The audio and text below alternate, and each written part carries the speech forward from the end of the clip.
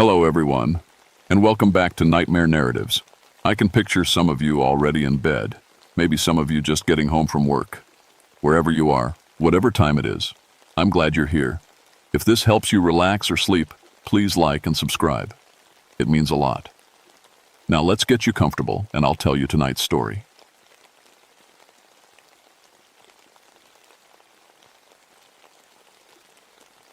My name is Vincent Thorne, and I've been a park ranger for 15 years. People call me Vince. I'm 36 now, and I know every trail in the Hurricane Ridge area like the back of my hand. I've rescued 47 people in my career. That's not me bragging. That's just the number I keep in my head. Every face, every name, every story. I used to think I'd seen everything these mountains could throw at me. Broken bones, hypothermia, people lost for days eating berries and drinking stream water. I'd pull them out, get them warm, and send them home with a story to tell their friends. Simple as that. But that was before October 1963. Before I learned that some things in these woods don't belong in any story you'd want to tell. My wife Sarah died that spring. Cancer took her fast, just 3 months from diagnosis to the end. My daughter Emily was 16 then, and she blamed me for not being home enough during Sarah's last days. She wasn't wrong. I was always up here in the mountains, running from what I couldn't fix. Emily was supposed to visit me that October.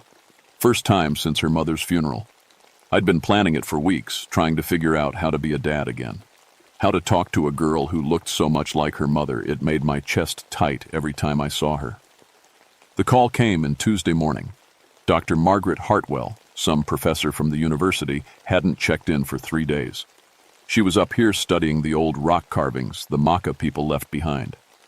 Had 2 students with her, Michael Chen and Lisa Morrison, all 3 of them missing. I knew Margaret a little. She'd been coming up here for 2 years, always respectful, always asking permission before she went poking around the sacred sites. The Maka elders liked her. That meant something. I packed my gear like I always did. Kelty pack, Silva compass, emergency bivvy, rope, first aid kit, and my .38 service revolver. The weather was getting weird, thick fog rolling in from the Pacific when it should have been clear October days. The kind of fog that makes you feel like you're walking through cotton. Tommy Clearwater was supposed to meet me at the trailhead. He was Maka, about 28, and he knew these mountains almost as well as I did. His grandmother was one of the tribal elders, and she'd taught him all the old stories. Most of them, I figured, were just ways to keep people from getting lost in dangerous places. When Tommy showed up, he looked nervous. That wasn't like him. Tommy was solid, the kind of guy who could track a deer through a thunderstorm. "You sure about this, Vince?" he asked, checking his pack for the 3rd time. "Course I'm sure. 3 people missing. It's what we do. Grandmother says we shouldn't go up there. Says the shadow that walks between worlds is moving again." I'd heard that story before. Some kind of monster that lived in the spaces between our world and somewhere else. Every tribe had stories like that. Ways to explain things that happened before people understood about avalanches and exposure and getting turned around in the woods. "Your grandmother's a wise woman," I said. "But Margaret's been gone 3 days. Storm's coming in tomorrow night.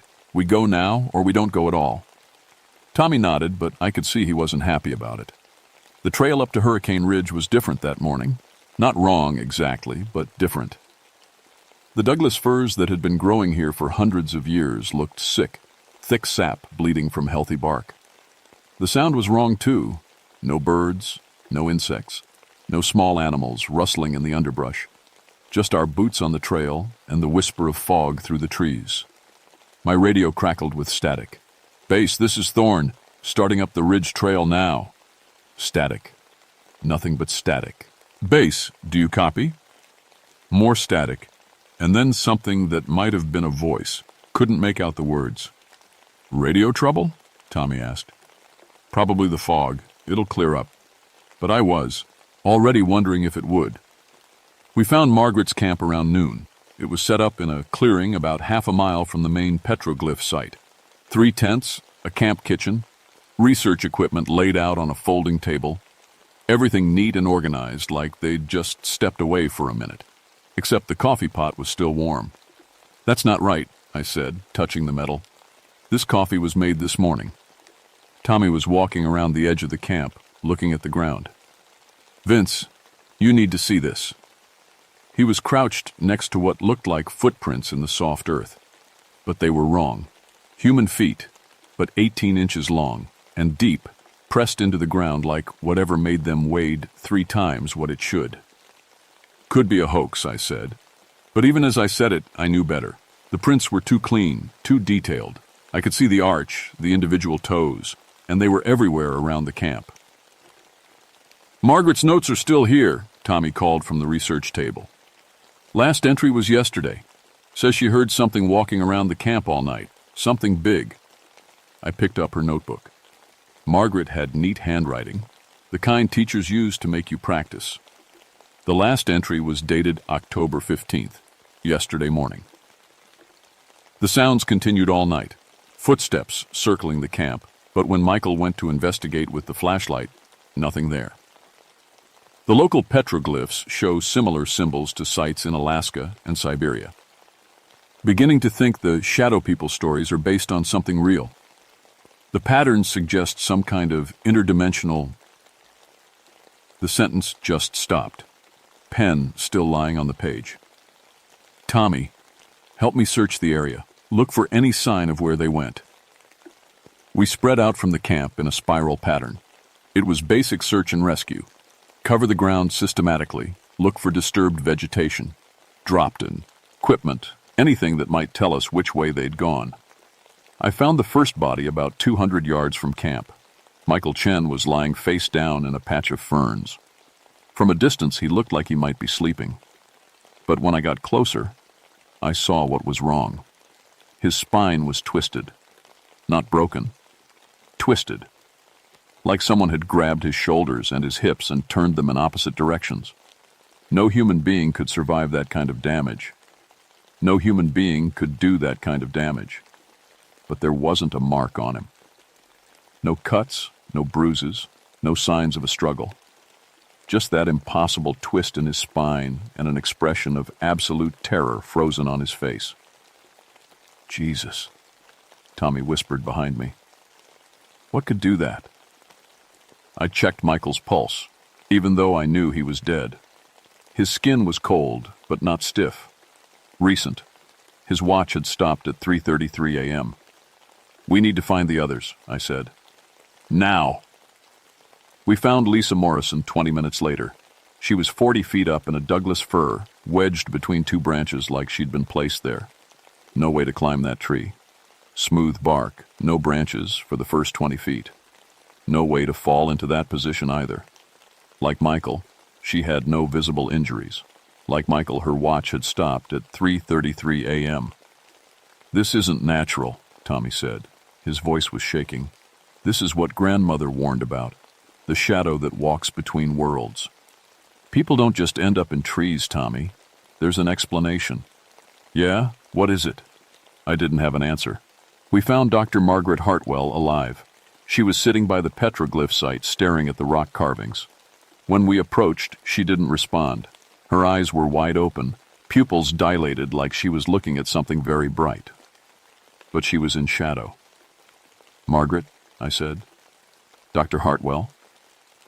She turned her head slowly, like she was moving through water. When she spoke, her voice, ice was barely a whisper. Shadow. Walking. Between. Can't look away. Her body temperature was 94 degrees. In October mountain air, that should have killed her, but she was still breathing, still conscious. Just not really there. We need to get her down to the hospital, I said. No. Tommy was backing away from the petroglyph site. We need to get out of here, now, before it gets dark. Before what gets dark? Look at the shadows, Vince. Look at them. I looked. The shadows cast by the trees were wrong. They moved independently of the wind, stretching and contracting like living things. And one of them, a shadow about 9 feet tall, had no tree casting it. It was just standing there, watching us. That's impossible, I said. The shadow moved. Not the jerky motion of a shadow cast by something moving. Smooth, fluid, like it was walking. That's when I started to understand that maybe, just maybe, the old stories weren't just stories. The temperature dropped 30 degrees in 10 seconds. I watched my breath turn to fog as frost formed on the ground around that impossible shadow. Margaret Hartwell started making a sound. Not quite a scream, not quite a moan. Like she was trying to warn us about something her mind couldn't process. "Move," Tommy said. "We have to move now." I grabbed Margaret under the arms and started pulling her away from the petroglyphs. She was heavier than she should have been, like gravity was working differently around her. The shadow, I couldn't call it anything else, followed us. It didn't walk the way shadows should move. It flowed, like water running uphill, and it was getting bigger. "This way," Tommy said, leading us toward a dense stand of firs. "The trees might help." Help how? I don't know. But Grandmother always said to stay under living wood when the shadow people come. We made it maybe 50 yards before the shadow caught up to us. It didn't touch us, didn't need to. The fear that came off it was like a physical thing, pressing against my chest until I could barely breathe. Rhett stopped moaning and went completely silent. I've been scared before. Scared of heights during rescues, scared of weather, scared of telling Emily that her mother was dying. But this was different. This was the kind of fear that made you want to curl up and stop existing. The shadow stopped at the edge of the trees. Not because it couldn't go farther, but because it was choosing not to. Like it was playing with us. "It's toying with us," Tommy whispered. "Shadows don't toy with people." "That's not a shadow, Vince. That's something else wearing a shadow's shape." My radio crackled. Not static this time, but voices, speaking in a language I'd never heard before. Low, rhythmic, like a chant. Margaret's eyes rolled back in her head and she started speaking the same words. "We need to get back to camp," I said. "Get our gear and get out of here."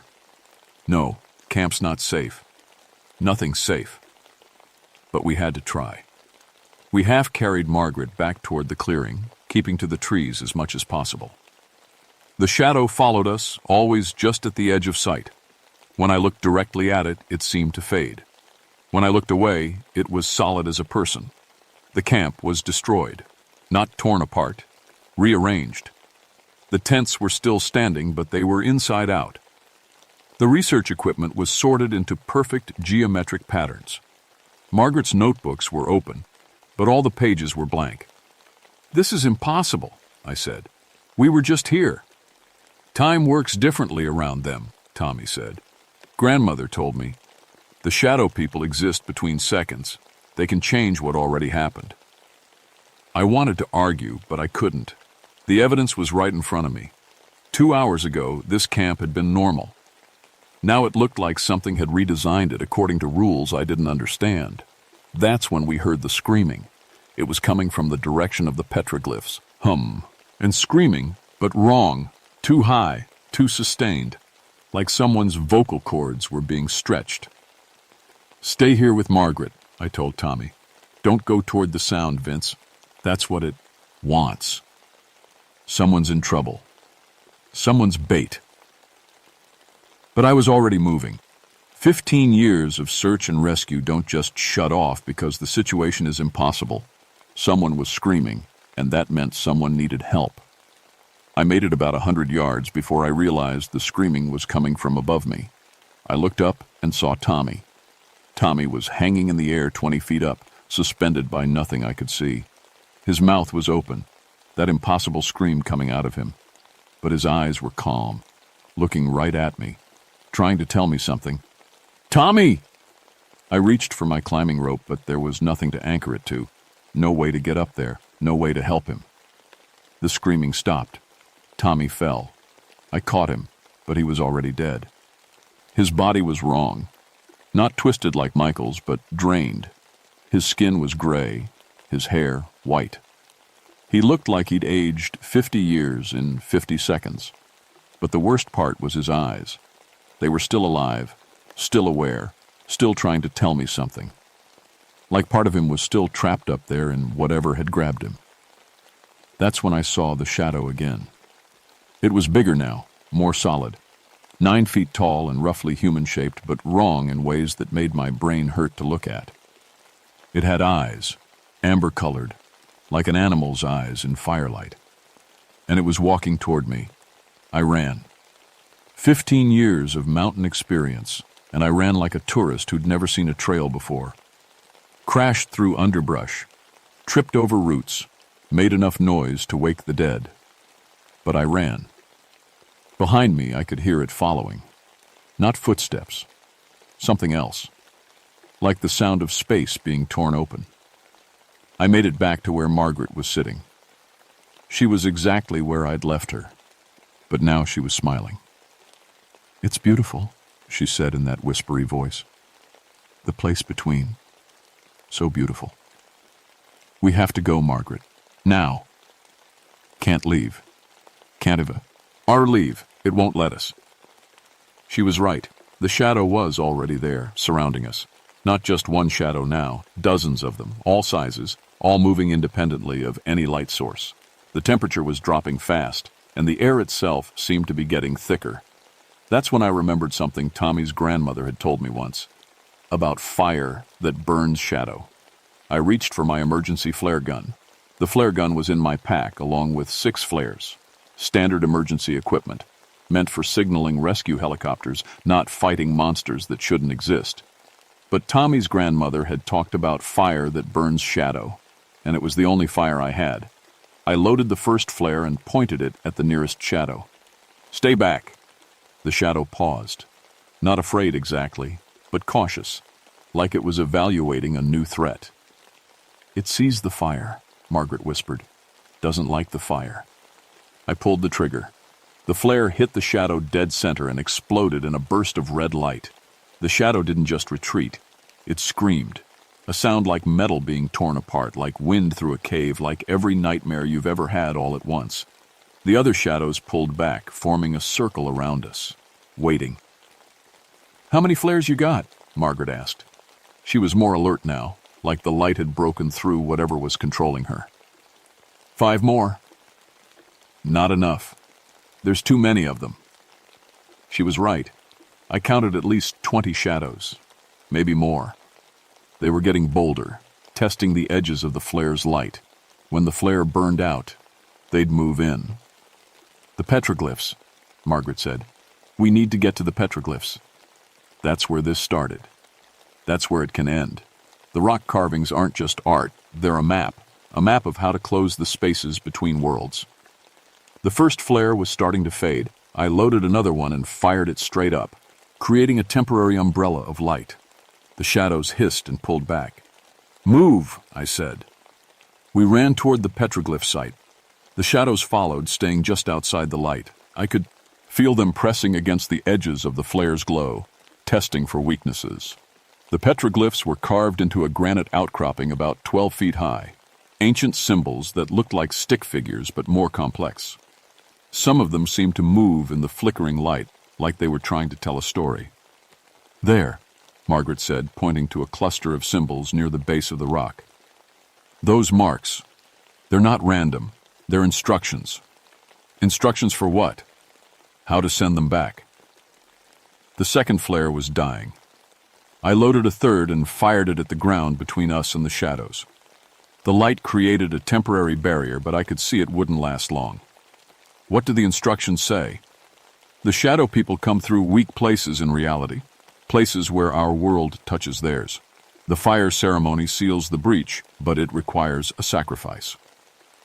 "What kind of sacrifice?" Margaret looked at me with eyes that had seen too much. "Someone has to stay behind. Someone has to hold the door closed from this side." I had 3 flares left. The shadows were getting more aggressive, testing the light, finding the dark spaces between the photons. Soon they'd realize the flares wouldn't last forever. "There's another way," I said. "Has to be. Look at the symbols, Vince. Really look." I looked. In the dancing light of the flare, the petroglyphs seemed to come alive. I could see the story they were telling. Stick figures, fighting shadow figures, fire pushing back darkness. One figure standing alone while others escaped. The same story, over and over. Someone always stayed behind. "No," I said. "I'm not leaving you here." "You have a daughter," Margaret said. "I have nobody. This is my research, my responsibility." The third flare was almost gone. I loaded the fourth and held it ready. "Tommy's grandmother taught him protection rituals," I said. "Maybe if we were..." "Tommy's dead, Vince. The rituals died with him." She was right. But I still had 2 flares left, and I still had a brain that had gotten 47 people off this mountain alive. "The symbols," I said. "They're not just instructions. They're a warning. They're telling us where the breach is." I looked around the clearing. The shadows were thickest near a cluster of trees about 30 yards away. The air there seemed to shimmer, like heat waves rising from hot asphalt. "That's where they're coming from," I said. "The space between worlds." Tommy was right. It's not just a story. I fired the 4th flare at the shimmering air. The light passed through it and kept going, but for just a moment I could see what was on the other side. Another forest. Similar to ours, but wrong. The trees were too tall, the sky was too dark, and things moved between the trunks that had too many arms and not enough faces. "My God," Margaret whispered. "It's real. It's all real." The shadows were moving in. I had 1 flare left, and when it was gone, we were gone too. That's when I heard Emily's voice. Dad, where are you?" She was supposed to be at home 300 miles away, but I could hear her calling my name somewhere in the darkness beyond the shadows. "It's not her," Margaret said. "It's them. They're using her voice." But what if it wasn't? What if Emily had come up here looking for me? What if she was lost in the woods with these things? I loaded the last flare. "Don't," Margaret said. "It's a trap." "What if it's not?" I fired the flare toward Emily's voice. The light revealed nothing but trees and shadows. But Emily's voice was still calling, fainter now, moving away. "Dad, please, I'm scared." The flare was the only thing keeping the shadows back. In 30 seconds, it would burn out. In 30 seconds, Margaret and I would be dead, and Emily would be alone in the woods with things that shouldn't exist. I made my choice. I ran toward Emily's voice, leaving Margaret alone with the dying light. I found Emily 50 yards from the petroglyph site, standing in a circle of moonlight that shouldn't have been there. The fog had cleared completely, and the stars were out. But it was still the middle of the day. "Dad?" she said, turning toward me. "I've been looking for you." She looked exactly like her mother. Same brown hair, same green eyes, same way of tilting her head when she was confused. But she was wrong somehow. Too perfect, like someone had made her from a photograph. "Emily, what are you doing here?" "I came to find you. Mom told me you needed help." "Emily, your mother's dead." "I know," she said, and smiled. "So am I." That's when I realized I was looking at another shadow. This one had just learned to wear a human face. Behind me, I heard Margaret scream. The last flare had burned out. I turned and ran back toward the petroglyphs. The shadows were closing in on Margaret, but they moved slowly, like they were savoring the moment. She was on her knees, staring up at the rock carvings, speaking in that same unknown language I'd heard on the radio. "The fire ceremony," she said when she saw me. "It's not about the flares. It's about the sacrifice. Someone has to burn to seal the breach." "Nobody's burning," I said. "Look at the symbols, Vince. Look at what they're really showing." I looked. The petroglyphs were glowing now, faint but definitely glowing. The stick figures in the carvings were moving, acting out the same scene over and over. Fire pushing back shadow, one figure standing alone while others fled. But I was seeing it wrong. The figure wasn't staying behind to fight. It was becoming the fire. "It's not a sacrifice," I said. "It's a transformation. Someone has to become the guardian. Someone has to watch the door." The shadows were almost on us. I could feel the cold coming off them, the wrongness that made reality bend around their edges. In a few seconds, they'd be close enough to touch us. "I'll do it," I said. "No, you have Emily. You have reasons to live." "Emily's dead too. They showed me. That thing wearing her face, it's not her." Margaret grabbed my hand. "Then we do it together." I don't know what happened next. Not exactly. I remember pain, like every cell in my body was being rewritten. I remember light, brighter than the sun, burning away the shadows and sealing the breach between worlds. I remember Margaret's hand in mine and the sound of reality closing like a door. When I woke up, I was in a hospital bed. 3 days had passed. My hair had turned white, and I couldn't stop shaking. The doctors said I was suffering from exposure and trauma, but they couldn't explain why I kept talking about shadows that walked between worlds. The official report said it was a hiking accident, severe weather conditions, 3 people dead, 1 survivor found in a state of shock. Dr. Margaret Hartwell was listed as one of the fatalities, but they never found her body. They never found a lot of things. The petroglyph site was mysteriously closed to the public for preservation purposes. Other rangers started reporting equipment failures and temperature drops in the same area, but nobody wanted to investigate too closely.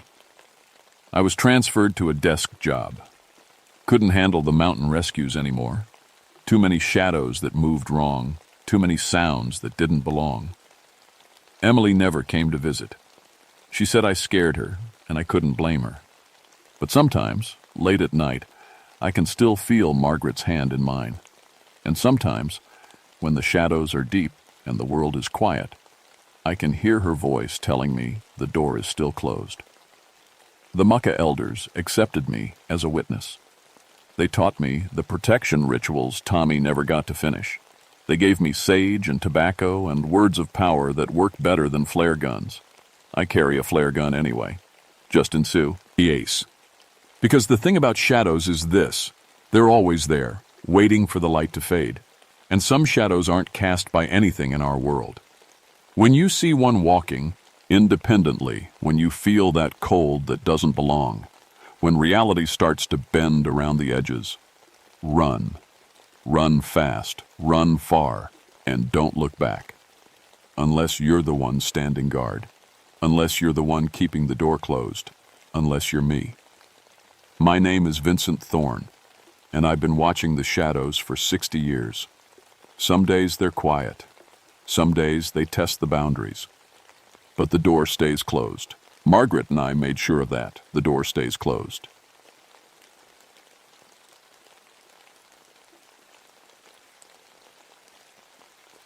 My name is Frank Ironwood, and I've been a park ranger for 19 years. I've seen things in the wilderness that would make most people pack up and move to the city. But what happened in the winter of 1978 was different. It was the kind of different that makes you question everything you thought you knew about the world. I work the northern boundary of Algonquin Provincial Park, right where Ontario touches the American border. It's rough country up there, the kind of place where you can walk for days without seeing another human soul. Most folks think that sounds lonely, but I've always preferred the company of trees and wildlife to people. Trees don't lie to you. Animals don't pretend to be something they're not. Maybe it's because I'm half Ojibwe. My grandfather taught me the old ways before he died. How to read the signs in nature. How to survive when everything goes wrong. He also told me stories that my mother said were just fairy tales. Stories about things that lived in the deep woods. Things that got hungry when the snow fell heavy and the nights stretched long. I thought they were just stories, too. Until that winter. The whole thing started on a Tuesday in February. I was sitting in my cabin, nursing a cup of coffee and trying not to think about the bottle of whiskey in my desk drawer. The drinking had gotten worse since I came back from Vietnam, but the job helped keep my head straight. Out here, surrounded by nothing but trees and snow, the nightmares seemed smaller. The radio crackled to life around 8 in the morning. "Frank, you there?" It was Sarah from dispatch, her voice tight with worry. "I'm here, Sarah. What's the problem?" "We've got a family that's 3 days overdue. The Kowalskis, Robert, Sandra, and their twin boys. They were supposed to check in yesterday." I set down my coffee. 3 days overdue in February meant trouble. Real trouble. Well, where were they headed? Backcountry camping. Their permit says they were going to set up near Frost Lake. Frost Lake. Even the name should have been a warning. It's about 40 miles northeast of my station, accessible only by snowmobile in winter. The kind of place where you can disappear without a trace if you're not careful. Weather's been bad out there, I said, though that was putting it mildly. The past week had brought the worst blizzard in 50 years. Temperatures had dropped to 40 below, and the wind was howling like something alive and angry. Could be they're just hunkered down, waiting for it to pass. Maybe, Sarah said, but I could hear the doubt in her voice. But the father, Robert, he's supposed to be pretty experienced. Military background. He wouldn't have missed a check-in unless something was really wrong. She was right. In my experience, the wilderness had two kinds of people, those who respected it and those who didn't. The ones who didn't respect it usually didn't make it past their first serious trip. If Robert Kowalski had been camping in February with his family, he knew what he was doing. I'll head out and take a look, I said. Get Dale on the radio. I'll need backup for this one. Dale McKinnon was my partner, a tough Scottish Canadian who knew the backcountry almost as well as I did. He'd been working wilderness rescue for 10 years, and I'd never seen him panic, no matter how bad things got. While I waited for Dale to show up, I packed my gear. Emergency supplies, first aid kit, extra gasoline for the snowmobile. I also grabbed something else, a small leather pouch that had belonged to my grandfather. Inside were some old items: tobacco, sage, a piece of flint. Traditional stuff that my mother always said was superstitious nonsense. But my grandfather's voice echoed in my head as I tucked the pouch into my jacket. The old things remember, Frank. When the new world fails you, the old ways will keep you alive. I didn't know it then, but those words would save my life. Dale arrived just as the sun was reaching its highest point, though you could barely tell through the thick gray clouds. He pulled up on his snowmobile, his face red from the cold wind. "Hell of a day for a rescue," he said, pulling off his helmet. "Heard on the radio that it's supposed to get worse tonight." "It's always something," I replied. "You ready for this?" Dale nodded, checking his equipment one more time. "Born ready? Though I got to say, I don't like the idea of a family with kids being out there this long. Kids don't handle the cold like adults do." We started our snowmobiles and headed north. The trail was barely visible under the fresh snow, but I'd been running these routes for so long I could probably find my way blindfolded. The wind was picking up, and I could feel that particular kind of cold that gets into your bones and stays there. About an hour into the ride, something felt wrong. I couldn't put my finger on it at first, but the forest seemed too quiet. Even in winter, there should be some sounds: birds, small animals, the settling of snow-laden branches. Instead, there was nothing but the drone of our engines and the howling wind. I also noticed something else. The animals were moving. Not just moving, fleeing. We passed several deer heading south, their eyes wide with panic. A family of foxes crossed our path, not even bothering to avoid us. In all my years in the woods, I'd never seen animals act like that. Something was driving them away. We reached the area around Frost Lake just as the afternoon light was starting to fade. The snow was coming down harder now, big flakes that stuck to everything and made it hard to see more than 20 feet ahead. Dale killed his engine and pointed toward a cluster of pine trees near the shore. "There," he said. "That's got to be their camp." He was right. Through the swirling snow, I could make out the bright orange of a tent, but something was wrong with it. The fabric was flapping in the wind, and there was a dark stain spreading across the snow around it. We approached slowly, our boots crunching in the deep snow. The temperature seemed to drop with every step we took. By the time we reached the campsite, my breath was coming out in thick clouds that froze almost instantly. The tent was shredded, not torn by wind or worn by weather, shredded. Long, jagged rips ran from top to bottom, and the fabric hung in strips like ribbons. Inside, I could see sleeping bags soaked with something dark that had frozen solid. "Jesus," Dale whispered. "What the hell happened here?" I knelt down next to the tent, trying to read the story in the snow. There were signs of a struggle: scattered camping gear, a overturned camp stove, food containers thrown around. But there was something else, something that made my blood run cold. Footprints. Human footprints. But they were wrong. "Dale, come look at this," I called. He crouched down beside me, studying the prints I was pointing at.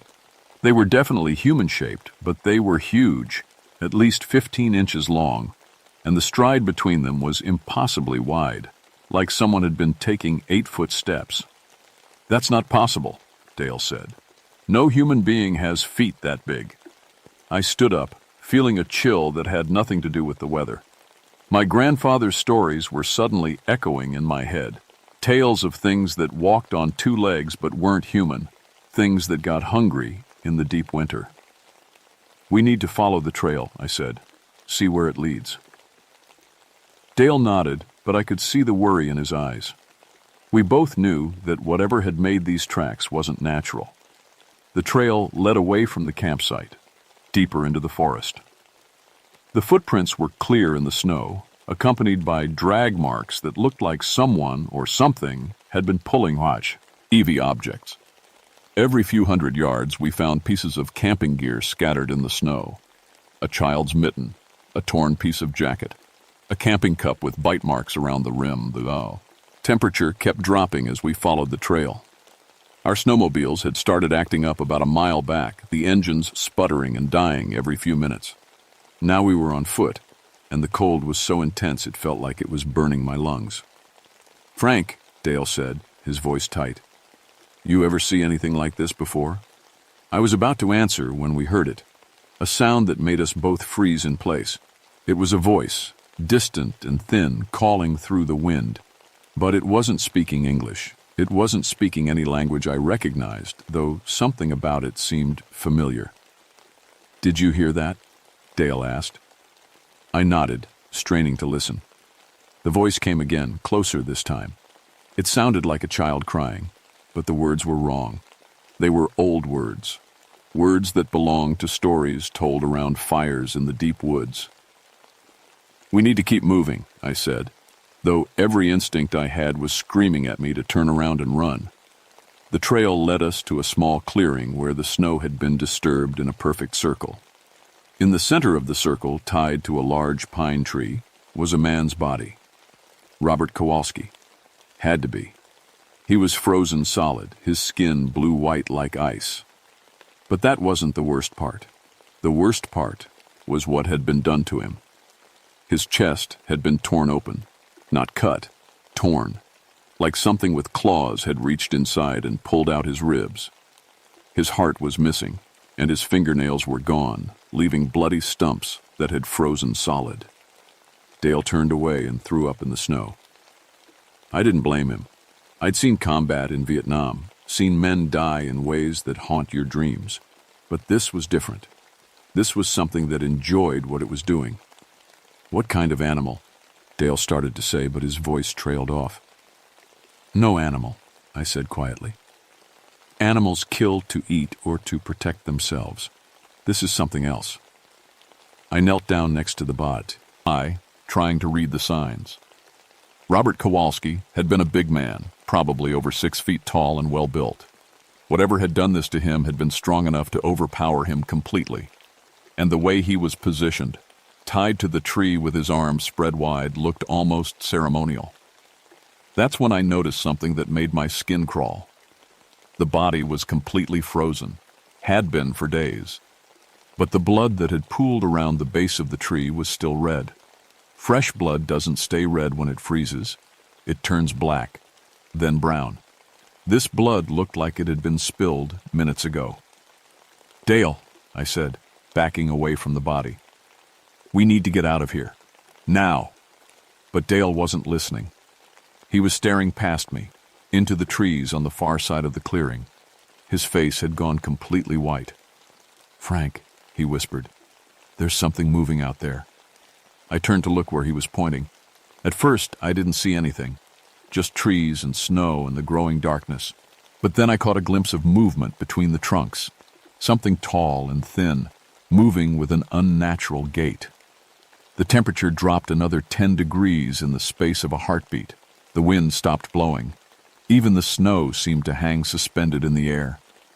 And then I heard it, a sound that I'll never forget as long as I live. It was like the wind whistling through bare branches, but it formed words, old words, words that my grandfather had taught me, but made me promise never to speak.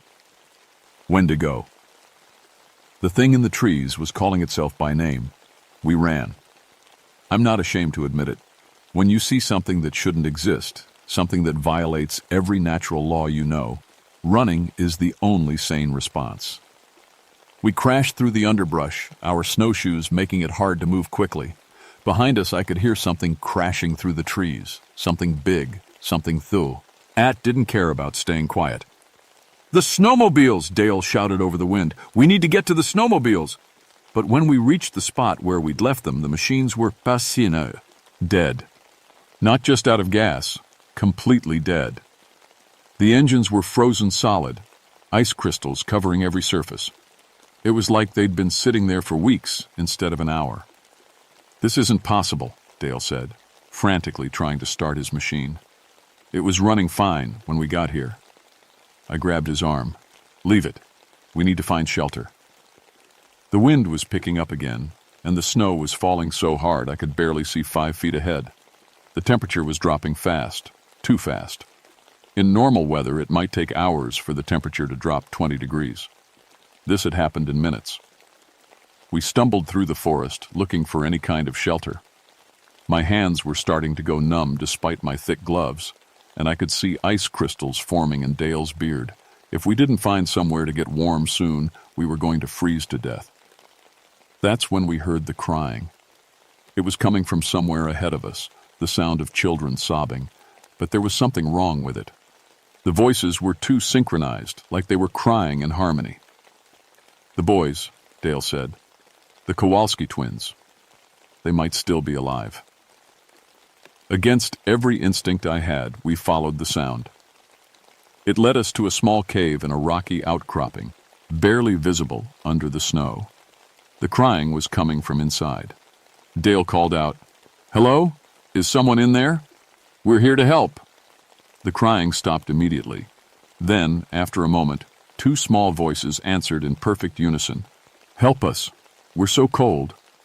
We crawled into the cave, and what we found there nearly broke my heart. 2 boys, maybe 8 years old, huddled together in the back of the cave. They were identical twins with dark hair and blue eyes. They were wearing winter clothes, but they were soaked through and shivering. "It's okay," Dale said, moving toward them. "We're park rangers. We're here to take you home." But as he got closer, I noticed something that made my blood run cold. The boys weren't shivering from cold, they were shivering from something else. And their eyes weren't quite right. The pupils were too large, almost white. "Where are your parents?" I asked gently. "The hungry grandfather took them," one of the boys said. Or maybe it was both of them. Their voices blended together so perfectly I couldn't tell. "Hungry grandfather?" Dale looked at me with confusion. I knew what they meant.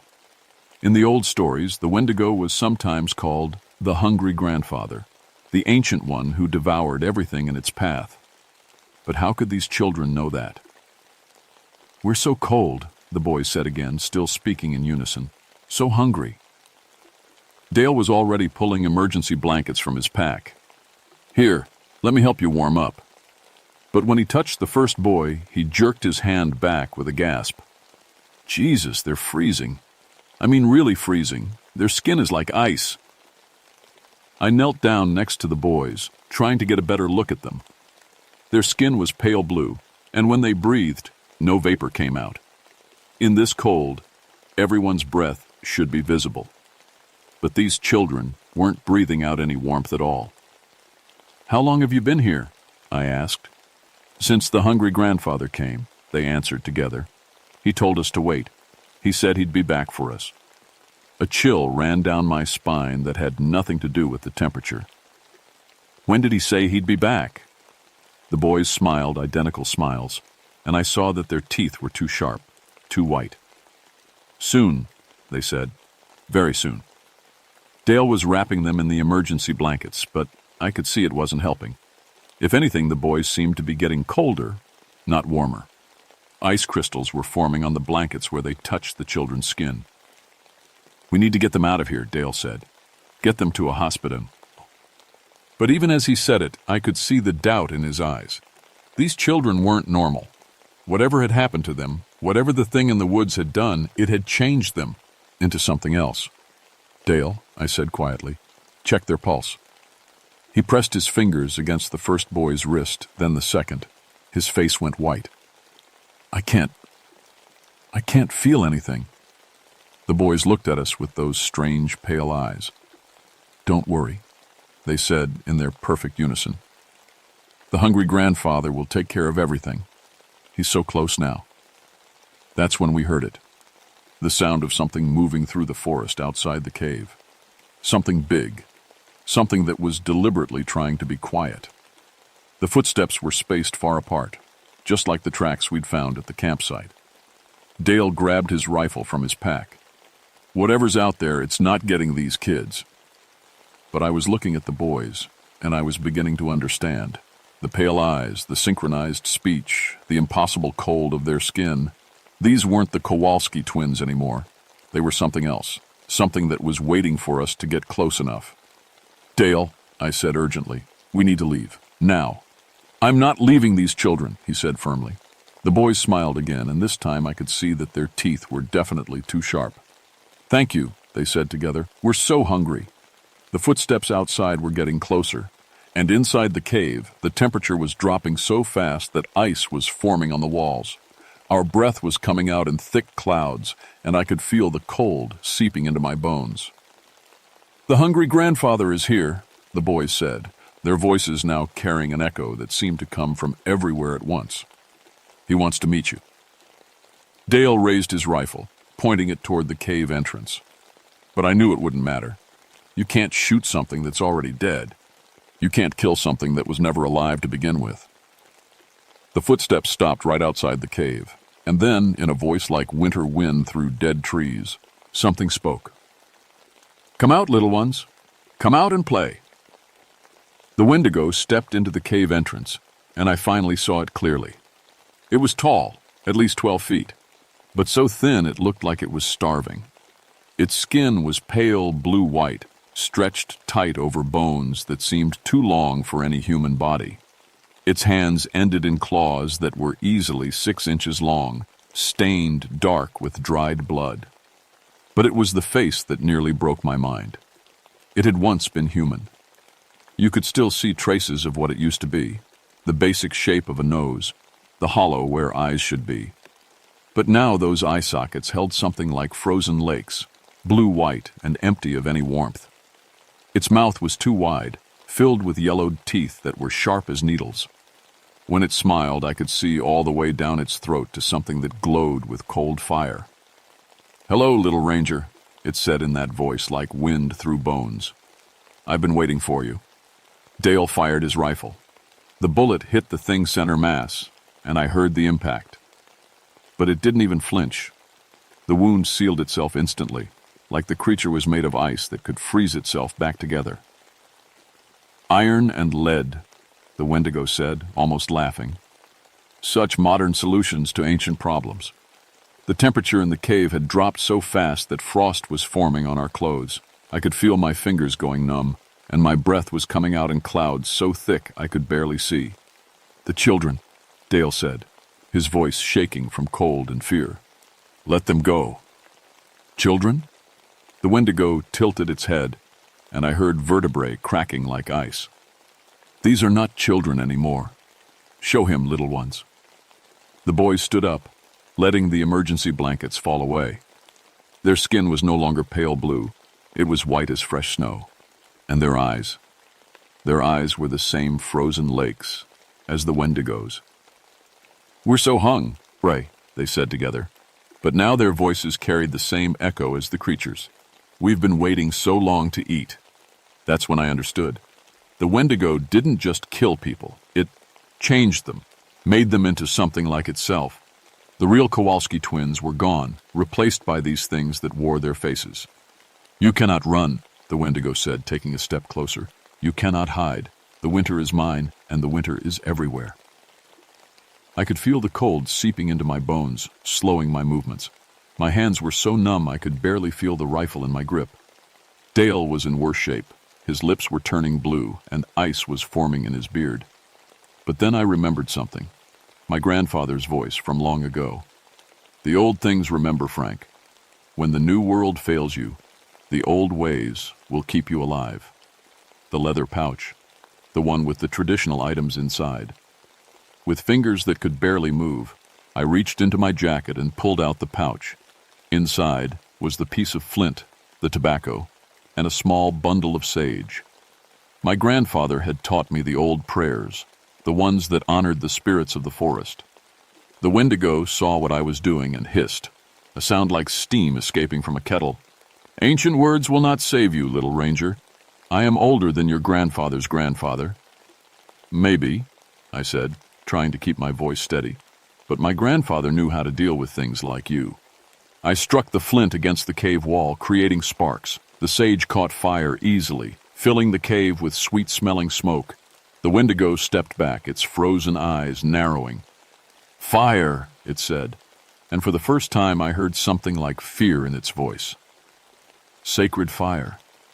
The temperature in the cave stopped dropping. The children things hissed and moved away from the smoke.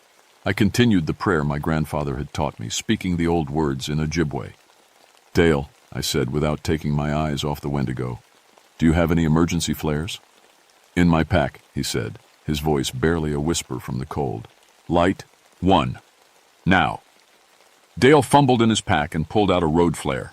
When he struck it, the cave filled with bright red light. The Wendigo shrieked, a sound like breaking glass, and stumbled backward. But I knew the flare wouldn't last long. We needed to get out of the cave, and we needed to finish this. Follow me, I said to Dale, son. Stay close to the light. We moved toward the cave entrance, the flare held high. The Wendigo backed away, but I could see it was already adapting, its frozen eyes adjusting to the light. We had minutes at most. Outside, the blizzard was worse than ever. The wind was howling like a living thing, and the snow was falling so hard it was like walking through a white curtain. But I knew where we needed to go. The lake, I shouted over the wind. We need to get to the lake. Why? Dale called back. Running water, I said. The old stories say they can't cross running water. But as we stumbled through the forest, I realized the lake would be frozen solid. There was no running water anywhere. We were trapped in a world of ice and snow, and the Wendigo was right behind us. The creature moved through the forest like it owned it, gliding between trees without making a sound. Every few seconds I would catch a glimpse of it in the flare's light, always closer, always watching. It's playing with us, Dale said, his breath coming in short gasps. It could catch us any time it wants. He was right. The Wendigo was hurting us, driving us toward something. But what? We reached the shore of Frost Lake just as the flare was starting to die. The ice stretched out in front of us, black and smooth as glass. There was nowhere left to run. End of the line, the Wendigo said, stepping out of the trees behind us. I do so enjoy a good hunt. The children things appeared on either side of it, their pale eyes glowing in the dying light of the flare. They were still smiling those terrible smiles. Time to eat, they said in unison. But then I had an idea. A crazy, desperate idea that probably wouldn't work. But it was all I had. I pulled out the last of the tobacco from my grandfather's pouch and threw it onto the dying flare. The sacred smoke rose up into the night air, and I began to pray. Not just the words my grandfather had taught me, but everything I could remember from the old stories. The Wendigo stopped moving. For the first time, it looked uncertain. You think your grandfather's magic is stronger than winter itself? It asked. No, I said, but I think it's stronger than you. I grabbed Dale's arm and pulled him toward the lake. We're going onto the ice. That's suicide, he said. The ice won't hold us. It'll hold us longer than it'll hold him, I said, hoping I was right. We stepped onto the frozen lake. The ice was thick, maybe 6 inches deep. It groaned under our weight, but held firm. Behind us, the Wendigo was following, its massive form moving across the ice with impossible grace. But I was counting on something. In the old stories, creatures like the Wendigo were tied to the land, to the solid earth. Water was different. Water was change, movement, life, even frozen water. When we reached the center of the lake, I stopped. The Wendigo was only 20 feet away now, close enough that I could see my reflection in its frozen eyes. "Enough games," it said. "Time to feed." It took a step forward, and I heard something I'd been hoping for. A crack. The ice was thick, but it wasn't thick enough to support something that weighed as much as the Wendigo. "The old ways," I said, pulling out the last item from my grandfather's pouch, a small piece of sacred copper. Fire and water. Life and death. I threw the copper onto the ice and spoke the final words of the prayer. The metal began to glow, not with heat, but with something older, something that came from the earth itself. The ice cracked. Then it shattered. The Wendigo fell through in an explosion of freezing water and steam. Its scream, echo, echoed across the lake as it sank into the dark water below. The children things ran to the edge of the hole, but they couldn't follow. They stood there, crying in their perfect unison as the water closed over their master. Then, as quickly as it had started, everything went quiet. The wind stopped howling, the snow stopped falling, the temperature began to rise. Dale and I stood on the ice, shaking from cold and fear, watching the hole in the lake freeze over. Within minutes, it was as if nothing had happened. The lake was smooth and black once again. "Is it over?" Dale asked. I looked at the spot where the Wendigo had disappeared. The ice was already thick again, but I could see something moving underneath, a shadow that paced back and forth like a caged animal. "For now," I said, "but it's still down there, still waiting." They found us 4 days later, nearly frozen to death on the shore of Frost Lake. The official report said we'd suffered severe exposure due to equipment failure during a rescue operation. The Kowalski family was listed as missing, presumed dead due to extreme weather conditions. Dale spent 2 weeks in the hospital with frostbite and hypothermia. When he got out, he put in for a transfer to a station down south. He never talked about what happened at the lake, and I never asked him to. Some things are better left unspoken. I went back to work after a week, but everything was different. I couldn't sleep without dreaming about frozen eyes and voices that spoke in unison. I couldn't stand the cold. Even a cool autumn day would send me into shaking fits. The drinking got worse. The department transferred me to a station in southern Ontario, where the winters were milder and the forests were smaller. They said it was for my own good, that I needed time to recover from the trauma. They were right, but not in the way they thought. I still carry my grandfather's pouch with me everywhere I go. I've refilled it with new tobacco, new sage, new flint, because I know the Wendigo is still out there, still waiting under the ice of Frost Lake, and I know it's not the only one. The Ojibwe elders came to see me about a month after the incident. They didn't ask many questions, but they performed a cleansing ceremony and taught me new prayers, stronger ones. They also told me something that keeps me awake at night. "The hungry ones are waking up," old Joseph Crowfeather said as he burned sage in my living room. "The world grows cold again and they grow strong. You have seen one, but there are others. They sleep in the deep places, in the forgotten places, but they dream of hunger, and their dreams are becoming real." I asked him what I was supposed to do about it. "Watch," he said. "Listen. When the signs come, you will know. The old knowledge lives in you now. Use it." So I watch. I listen. I read the reports that come in from other rangers, other stations, equipment failures in extreme cold, missing persons with no logical explanation, animals fleeing south when they should be settling in for winter. Last week I got a call from a station up north. They'd found a campsite torn apart, with footprints in the snow that were too big to be human. The local rangers were calling it a bear attack, but I know better. I'm driving up there tomorrow. I've got my grandfather's pouch, a box of road flares, and a thermos of coffee to keep me warm. I've also got something new, a small copper amulet that Joseph Crowfeather gave me, inscribed with symbols that hurt to look at directly.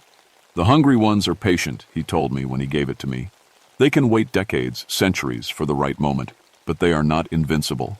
Fire and water, earth and air, the old elements still have power. Remember that. I remember. I remember everything.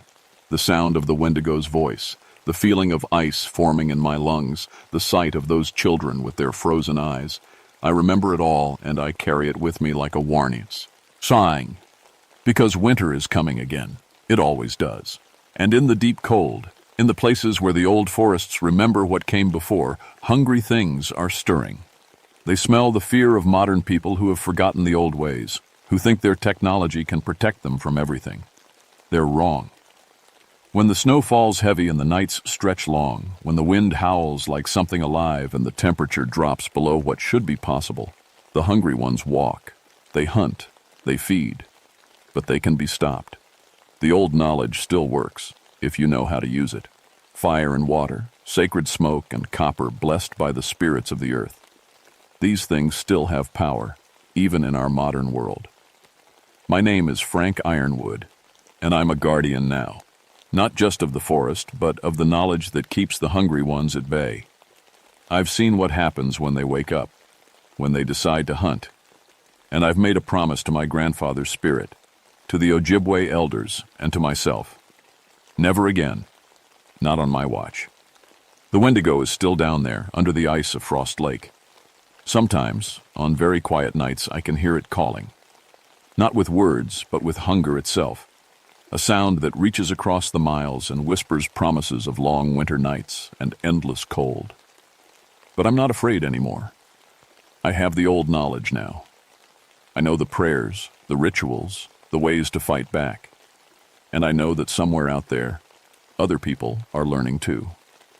The elders are teaching again, passing on the stories that were almost forgotten. The hungry ones are waking up. But so are we. Winter is coming. Let it come. We'll be ready.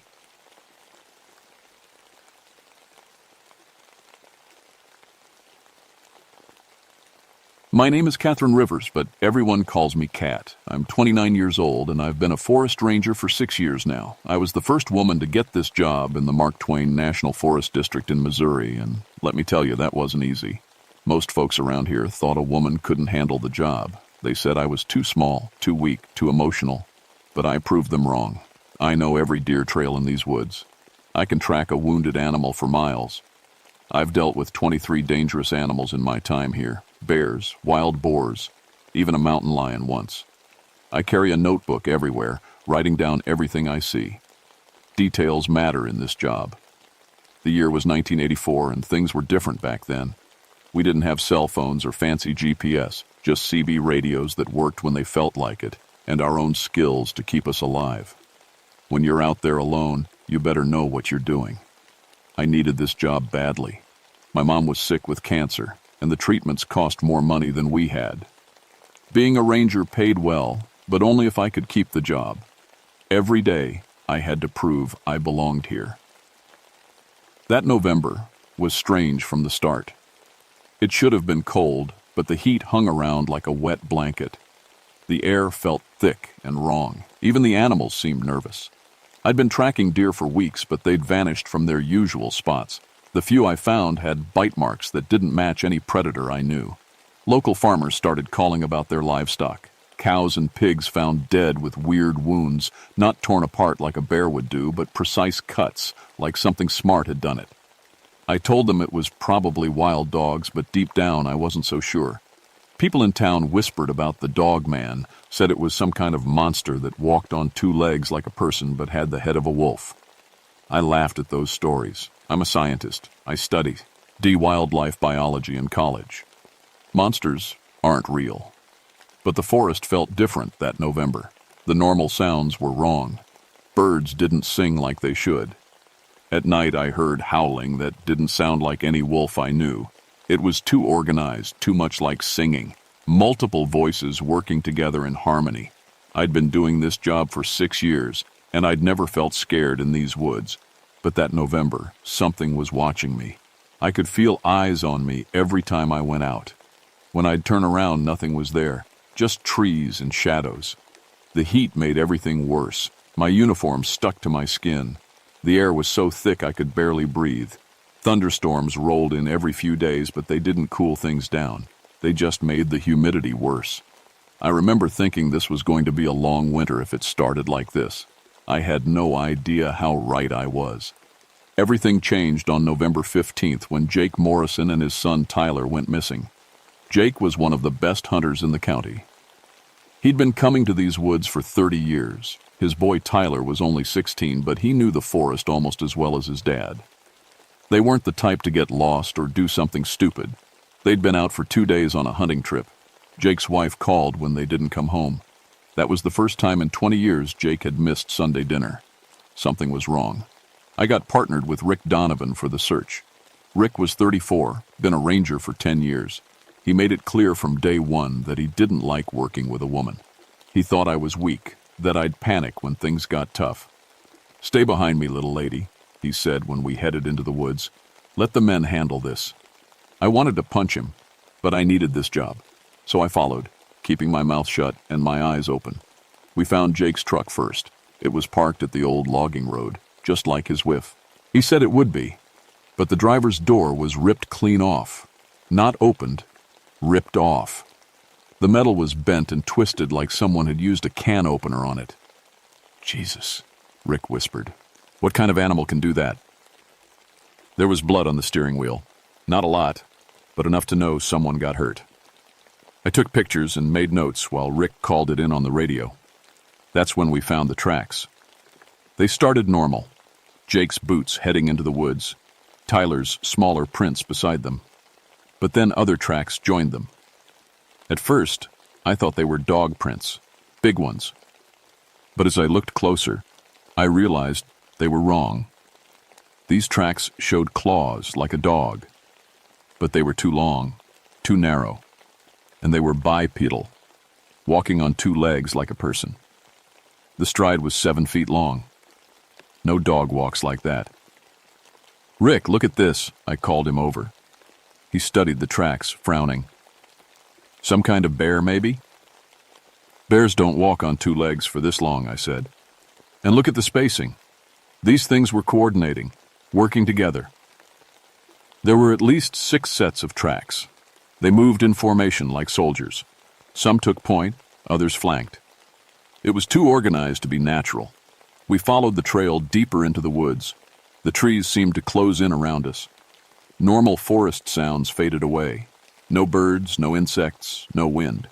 Just our footsteps and heavy breathing. My radio crackled with static. I tried to call base, but all I got was white noise. Rick's radio was dead too. "Equipment failure," he said, but I could hear the worry in his voice. We found Jake Morrison 3 hours later. He was in his tree stand, 20 feet up an old oak. His rifle was across his lap, unfired. His hands were still gripping it, but his face... God, his face.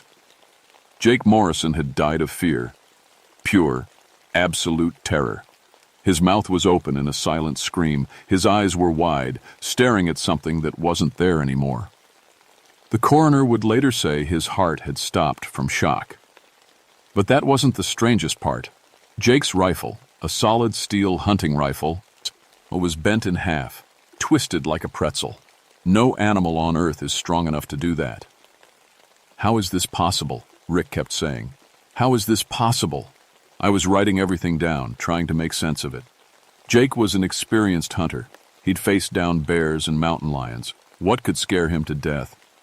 As we worked to get Jake's body down, I kept feeling like we were being watched. The hair on the back of my neck stood up. Every shadow seemed to move. Every sound made me jump. Tyler was still missing, and whatever killed his father was still out there. We found Tyler the next morning, hanging from a tree branch like a grotesque Christmas ornament. The boy was 30 feet up, tied to a branch with his own belt. But that's not what made my blood run cold. Tyler had been positioned facing the trail, arms spread wide, like bait, like something wanted us to find him. "This is impossible," Rick said, his voice shaking. "How did they get him up there?" I was studying the scene, trying to understand what I was seeing. Tyler's body showed bite marks, but they were precise, calculated. not the random savagery of a wild animal attack. These bites were placed to cause maximum pain while keeping the victim alive as long as possible. "Rick, these bite marks," I said. "They're not random. Look at the pattern." The wounds showed intelligence, strategy. Whatever did this understood human anatomy. It knew exactly where to bite to cause fear without killing quickly. But the physics didn't make sense. The attack marks came from above and below at the same time, like Tyler had been surrounded in midair. Old Bill Hendricks, who owned the farm nearest to the woods, came by while we were working the scene. He was pale as a ghost, kept looking over his shoulder. "I seen 'em," he whispered. "Last night. Wolves walking like men. 7 of them, moving across my back field in a line." Rick laughed, but it sounded forced. "Come on, Bill, you been drinking again?" "I ain't had a drop in 3 months," Bill said. "These weren't regular wolves. They were too big, too smart, and they were talking to each other, not howling, talking, like people." I wanted to dismiss Bill's story, but something about his fear seemed real. This was a man who'd lived in these woods his whole life. He wasn't easily spooked. That night, Rick and I made camp near the Morrison hunting site. We needed to stay close to gather more evidence. Rick had started acting strange, jumpy, aggressive. He kept sniffing the air and looking around like he was hunting something. "You smell that?" he asked around midnight. I sniffed. The air did smell different. Wild, animal-like, but with something else underneath. Something that made my skin crawl. "Probably just deer," I said. But I didn't believe it. Rick was pacing around our camp like a caged animal. His eyes looked different, more alert, more predatory. When he looked at me, I saw something that made me step back. "Rick, you okay?" "I feel strange," he said. "Like I'm supposed to be hunting something. Like it's the most natural thing in the world." That's when we heard the howling. It started low, from the north. Then another voice joined in from the east. Then another from the south. They were surrounding us, these voices. But they weren't just howling. They were harmonizing, working together like a choir. My radio crackled to life. Through the static, I heard something that made my blood freeze. Voices. Human voices. But they were howling, making wolf sounds while speaking words I couldn't quite understand. "Cat," Rick said, and his voice was different, lower, more animal-like. "I think we need to run." But it was too late. The eyes were already there. 7 pairs of eyes, glowing in the darkness.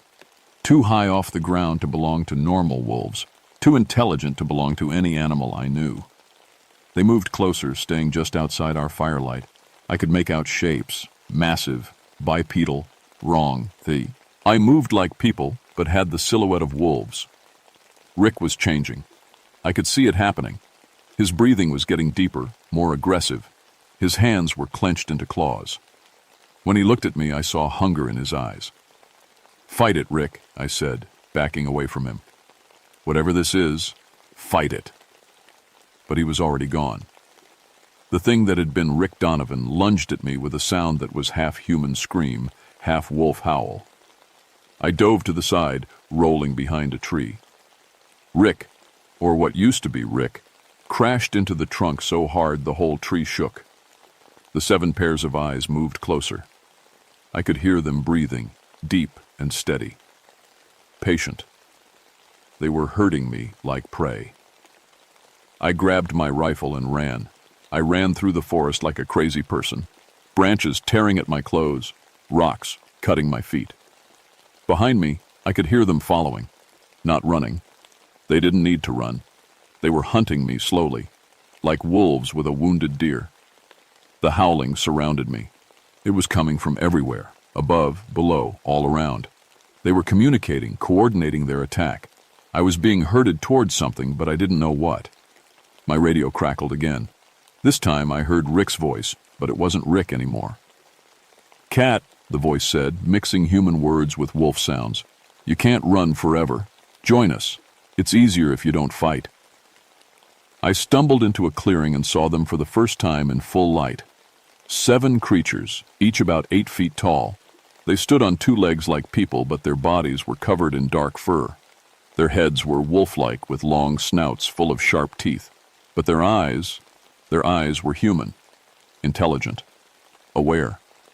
The biggest one stepped forward. When it spoke, I recognized the voice. "Hello, Cat." It was Rick. Still Rick, but transformed into something else.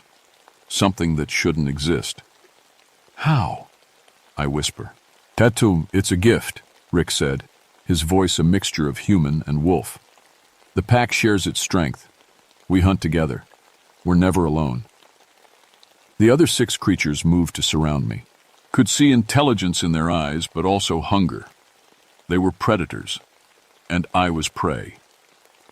"What happened to the Morrisons?" I asked. "They were practice," Rick said. "The pack was testing its new member, teaching me to hunt." "You killed them?" "We killed them. Together. Jake died of fear when he saw what I was becoming. Tyler we played with first, to see how fear tasted. I felt sick.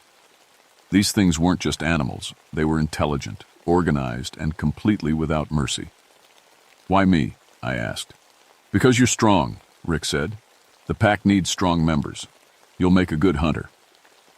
The creatures moved closer. I could smell them now. Wild, animal-like, but with something else. Something that reminded me of old blood and deep caves. I remembered something my grandmother used to tell me. Old stories about creatures that could change between human and animal form. She said there was only one way to stop them. Silver. I looked down at my jewelry, my silver necklace, my grandmother's silver ring. It wasn't much, but it was all I had. "You don't have to do this," I said, backing toward the cliff edge. "Rick, you're still in there. I know you are." "Rick is gone," the creature said. "There's only the pack now." They rushed me all at once. I pulled out my emergency flare gun, the one every ranger carries for emergencies. But instead of a regular flare, I jammed my silver necklace into the barrel. It wouldn't kill them, but maybe it would hurt enough to make them back off. The flare hit the Rick creature square in the chest. Silver and fire exploded across its fur. It screamed. A sound, half human, half wolf, that made my ears ring. The other creatures stopped, staring at their wounded leader. For a moment they looked confused, lost. "Silver," I said, pulling off my grandmother's ring. "I bet you don't like silver." I threw the ring at another creature. Shum. When it hit, the thing dissolved into mist, then reformed several feet away. "You can't kill us all," Rick said, but his voice was weaker now, uncertain. "Maybe not," I said, standing at the edge of the cliff. "But I can make you remember what it's like to be human." I held up my field notebook, the one I'd been writing in for 6 years, the one that contained every detail of my life as a ranger. "I know who you all are," I said. "Under those wolf faces, you're still people. People with families, with lives, with choices." The creatures looked at each other. For a moment I saw confusion in their eyes. Doubt. "Remember," I said. "Remember who you used to be." Rick stumbled backward. The other creatures began to fade, like smoke in the wind. "This isn't over," Rick said, but his voice was fading too. "The pack will find you again." Then they were gone. All of them. Vanished into the forest like they'd never been there at all. They found me 2 days later, sitting on that cliff edge, staring into the woods. I was covered in cuts and bruises. My clothes were torn. I kept talking about wolves that walked like people, about Rick becoming something else, about Silver being the only thing that could hurt them. The official report said I'd been attacked by a pack of wild dogs. The pack had been eliminated, they said. Case closed. But I knew better. They transferred me to a desk job in St. Louis. Said I needed time to recover from the trauma. But I knew the real reason. I'd seen too much.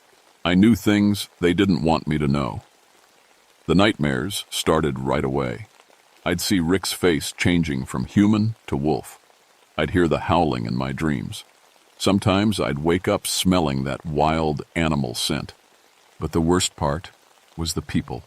Normal people going about their daily lives. Sometimes I'd look at someone and see something else behind their eyes, something wild. So, me being hungry, I started carrying silver bullets in my gun, just in case. The Cherokee elders in the area weren't surprised when I told them what I'd seen. They had stories about creatures, like this. Skinwalkers, they called them. People who could take animal form. They're not evil, one elder told me. Just lost. They forgot how to be human. How do you stop them? I asked. You don't, he said. You just try to remind them who they used to be. 6 months later, they closed the hunting area where Jake and Tyler Morrison died. Said it was for wildlife management. But I knew the real reason. Other rangers had started reporting strange things. Coordinated animal attacks. Livestock found arranged in patterns. Howling that sounded too much like human voices. I still work for the Forest Service, but now I have a different job. I monitor reports of unusual animal behavior. I investigate cases where the official explanation doesn't quite fit. I carry my silver bullets everywhere. My radio is always tuned to the right frequency, and I keep my grandmother's stories close to my heart, because I know they're still out there. The pack, waiting in the deep woods, hunting together, sharing their dark gift with anyone strong enough to survive the transformation. Last week I got a call from a ranger in Arkansas. He'd found hunters with their weapons twisted into impossible shapes, bite marks that showed too much intelligence, tracks that walked on 2 legs but belonged to something that wasn't quite human. What do you think it is? He asked. I looked out my office window at the city streets, at all the normal people going about their normal lives. But I knew some of them weren't normal. Some of them had seen things they couldn't explain. Some of them carried secrets that would drive most people insane. When the pack hunts in formation, I told him, you're not facing animals anymore. And somewhere in the deep woods of Missouri, I swear, I can still hear them howling. End.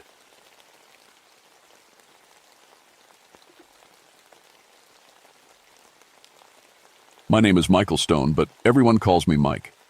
I'm a park ranger at Carlsbad Caverns in New Mexico, and I've been going into caves for 16 years. I know every crack, every drop, every dangerous spot in these underground worlds. I've saved 31 people from caves over the years. That's something I'm proud of. But there's one rescue I couldn't make. 3 years ago, a young man named Tommy fell into a deep hole during a storm. By the time we found him, it was too late. His family blamed me. They said I didn't try hard enough. Maybe they were right. That failure sits heavy on my chest every day. It was October 1971 when everything changed. The weather had been strange all week. Warm air coming up from the deep caves when it should have been cool, and the bats acting nervous, flying around during the day. Old Pete, one of the Apache men who worked with the park, kept shaking his head. The bone crushers are waking up, he said. The deep places are getting restless. I laughed it off. Pete was always telling stories about spirits and monsters in the caves. I figured it was just his way of keeping tourists from going where they shouldn't. But now I know better. Now I know Pete was trying to warn me. The call came in on a Tuesday morning. A team of 4 cave experts had been exploring the deep sections for 3 days. They were supposed to check in every 12 hours, but we hadn't heard from them in 36 hours. The team leader was Dr. Sarah Chen, a rock scientist who knew caves almost as well as I did. If Sarah was in trouble, it had to be serious. I packed my gear, carbide lamp, plenty of rope, emergency flares, and my small pack of dynamite for emergencies. In 1971, we didn't have fancy equipment. We had strong backs, good rope, and carbide lamps that could burn for hours. That was usually enough. The storm was getting worse. Rain poured down, and I could hear thunder rolling across the desert. Water was already starting to flood the main entrance. If we didn't find the team soon, the rising water would block all the normal ways out. I went down with Eddie Kowalski, our rope expert. Eddie was good at his job, but he hated tight spaces.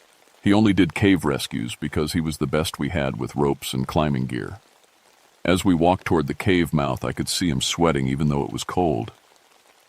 "Mike," he said, "something feels wrong about this one." I clapped him on the shoulder.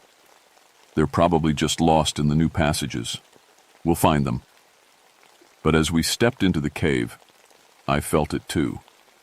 The air was too warm, and there was a smell like rotten eggs coming from somewhere deep below. Our carbide lamps flickered, which they never did, and the normal sounds of the cave, the drip of water, the whisper of air through cracks, were different, quieter, like the cave was holding its breath. We found their base camp about half a mile in. Their tents were still there, but something was wrong. Equipment was scattered everywhere. Ropes were cut, not broken, and there were scratch marks on the stone walls, deep gouges that looked like they were made by something with huge claws. "What could do that?" Eddie asked, running his fingers along the marks. I didn't have an answer. The marks were too deep and too regular to be natural, and they were fresh. We followed the team's route deeper into the cave. The passages here were narrow and twisted, and our lights kept acting strange. Sometimes they'd burn bright, sometimes they'd dim to almost nothing. Eddie was breathing hard, and I could see sweat on his face. "Maybe we should go back and get more people," he said. But I thought about Tommy, about failing another rescue. "We keep going. They're down here somewhere." The first body we found was Jim Watson, one of the team members. He was in a passage so narrow I had to crawl to reach him. When I got close enough to see him clearly, I felt sick. Jim was crushed, not like he'd been hit by rocks or caught in a cave-in. His ribs were pressed flat against his spine like something had squeezed him slowly, carefully. But there wasn't a mark on him. No cuts, no bruises, just crushed. "Eddie," I called back, "I need you to see this." Eddie crawled up beside me and took one look at Jim. His face went white. "That's not possible, Mike. What could do that?" Jim's helmet light had melted. The metal was twisted and warped like it had been in a fire, but there was no sign of burning anywhere else. I touched it and pulled my hand back fast. It was still warm. We marked the spot and kept going. The passage opened up into a big chamber I'd never seen before, even though I'd mapped most of this section years ago. That was impossible. I knew these caves better than my own house. Dr. Sarah Chen was 20 feet above us, wedged into a crack in the ceiling. Getting her down was going to be tricky, but that wasn't the worst part. The worst part was that she was crushed too, just like Jim. But this time, the crushing had come from all sides at once. It was like she'd been squeezed by a giant hand. Below her, we found Lisa Park, the fourth team member. She was alive but not talking. She just sat there, staring at nothing, rocking back and forth. When I tried to talk to her, she looked at me with wide, scared eyes. "The bone crusher," she whispered. "It likes the sound they make when they break." Then she started crying and wouldn't say anything else. Eddie was getting more nervous by the minute. "Mike, we need to get out of here. Something's very wrong." I checked Lisa for injuries. She seemed okay, but when I touched her arm, I could feel something strange. Her bones felt soft, like they'd been squeezed and then let go. The doctor later said she had tiny cracks in every bone in her body. "Where's the fourth team member?" I asked Lisa. She pointed deeper into the cave. "It took us to down where the walls move." That made no sense. Cave walls don't move. But as we helped Lisa toward the entrance, I started to notice something strange. The passages we'd come through seemed different, narrower, like they were slowly getting smaller. Our lights flickered again, and in the moment of darkness I heard something, a sound like bones breaking, echoing from somewhere deep in the cave. Eddie heard it too. "What was that?" he asked. I didn't answer because I didn't know, but every instinct I had was screaming at me to run. The problem was we couldn't run. Not yet. There was still one person down there, and I wouldn't leave anyone behind. Not again. We got Lisa to a safe spot near the entrance and went back in. The cave felt different now, angry. The warm air was getting warmer, and that rotten egg smell was stronger. Our lights were acting worse, dimming and brightening like something was playing with them. "Mike," Eddie said, "the passage is getting smaller." I looked around. He was right. The walls seemed closer together than they had been an hour ago.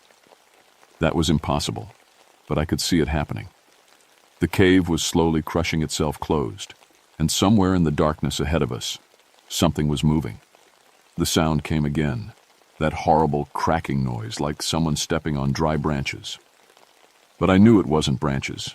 It was bones breaking. Eddie grabbed my arm. "Mike, we're getting out of here. Now!" But before we could move, we saw it. Just for a second, in the edge of our lamplight, a hand. But it was huge, bigger than any human hand could be, pale white, with long fingers that ended in black claws. It was reaching around a corner, feeling along the wall. We both froze. The hand moved slowly, carefully, like it was searching for something. Then it found one of the scratch marks on the wall and traced it with one finger. The stone cracked and hid under its touch. The hand pulled back into the darkness, and we heard footsteps. But they weren't normal footsteps. They were too heavy, too slow, and they echoed in a way that made my teeth hurt. "What was that?" Eddie whispered. I didn't know, but I knew we had to find the last team member fast. The passages were definitely getting smaller. In some places, I had to turn sideways to get through spaces that had been wide enough to walk through normally just an hour before. We found fresh scratch marks on the walls, long, deep gouges that were still warm to the touch. Whatever was making them was close. The cracking sound came again, louder this time, and Eddie started shaking. "I can't do this, Mike. The walls are too close. I can't breathe." Eddie's fear of small spaces was getting worse. The passage we were in was about 3 feet wide, plenty of room normally, but now it felt like it was crushing in on us. I could feel the weight of all that stone above us, pressing down. Then we heard a scream, a human scream, coming from somewhere ahead of us.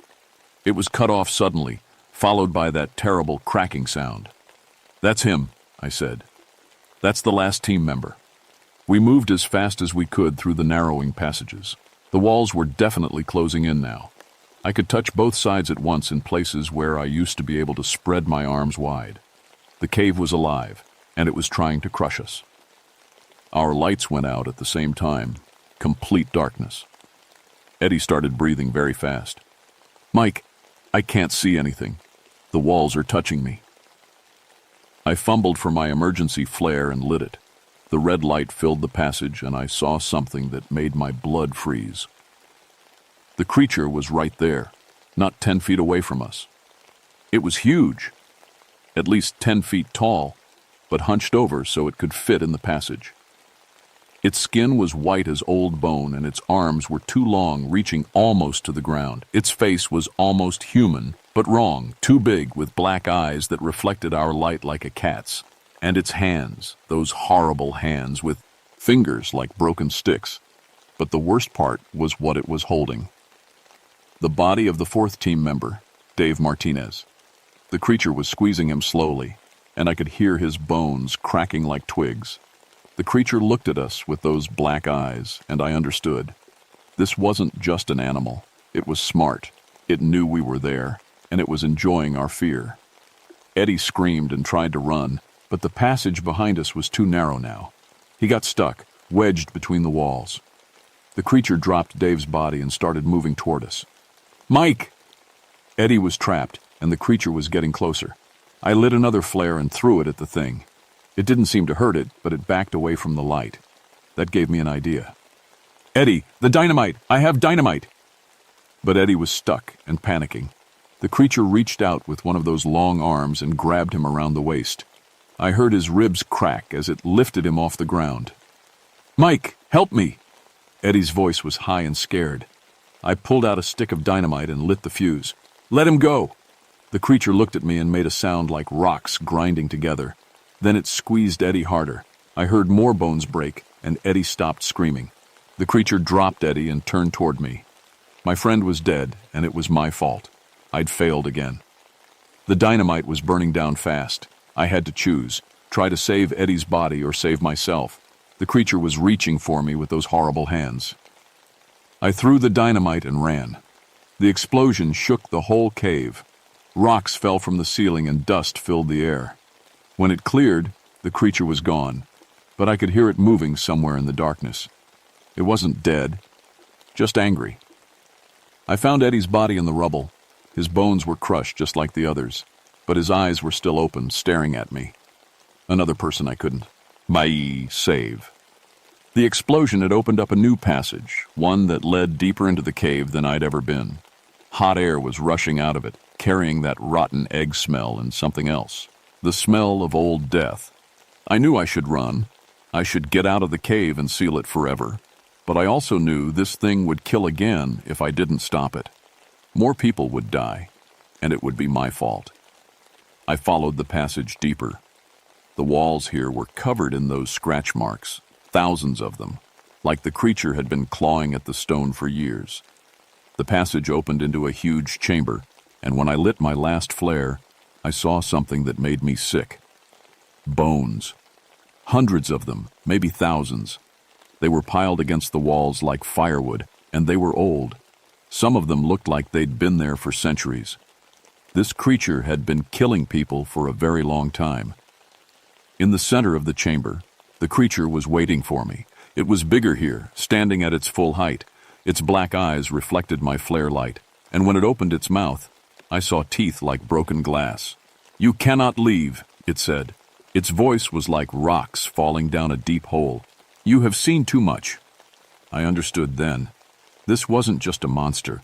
It was a guardian, protecting something deep in the cave, and it had been killing anyone who got too close for hundreds of years. "What are you?" I asked.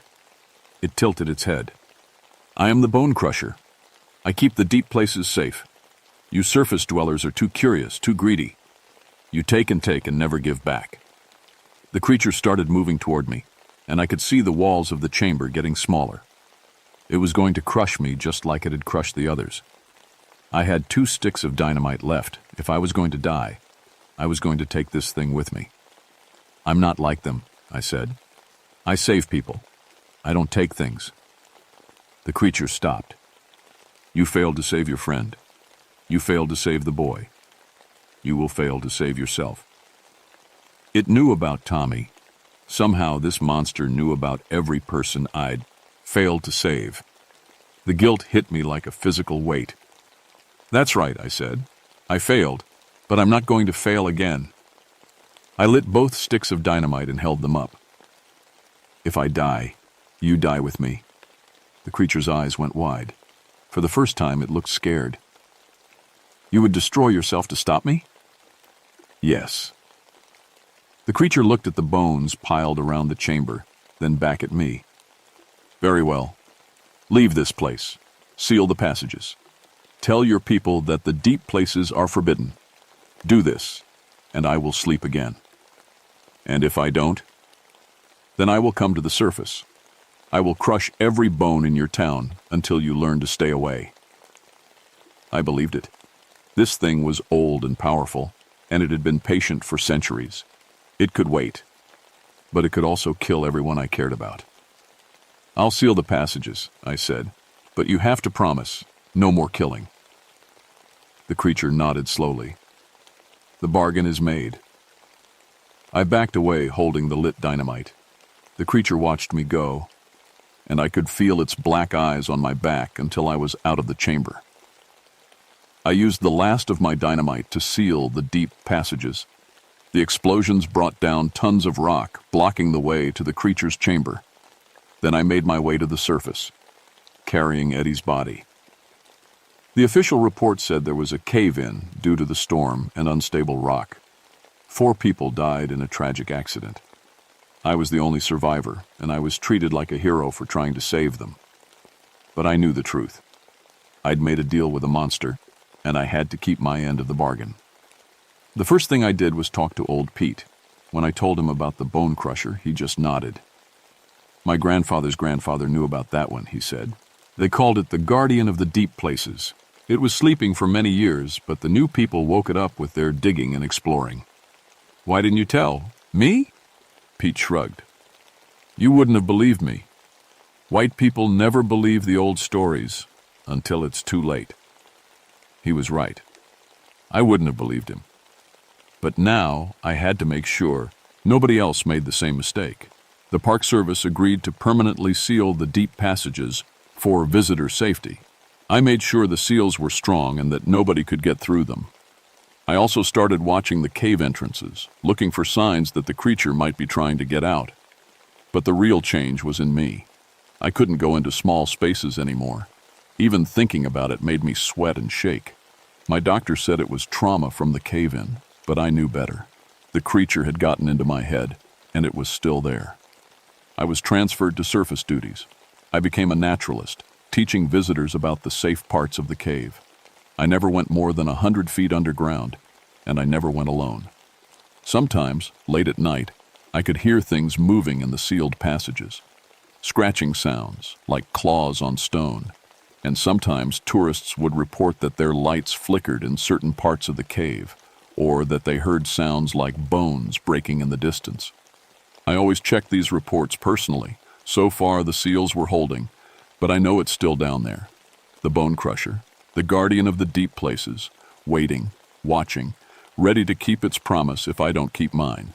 That's why I'm telling you this story, because someday I'll be gone, and someone else will need to know the truth. The deep places aren't empty, they're not safe, and some doors should never be opened. If you ever find yourself in a cave and the walls start feeling closer than they should be, if your lights start flickering for no reason, if you hear sounds like bones breaking in the darkness, run. Run fast, and don't look back. Because the bone crusher is still down there, and it's still hungry. And when the walls start closing in, it's already too late.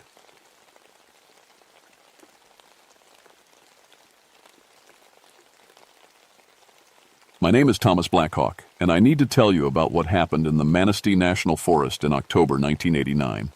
I've been a park ranger for 12 years now, and I've seen things that would make most people quit their jobs and move to the city.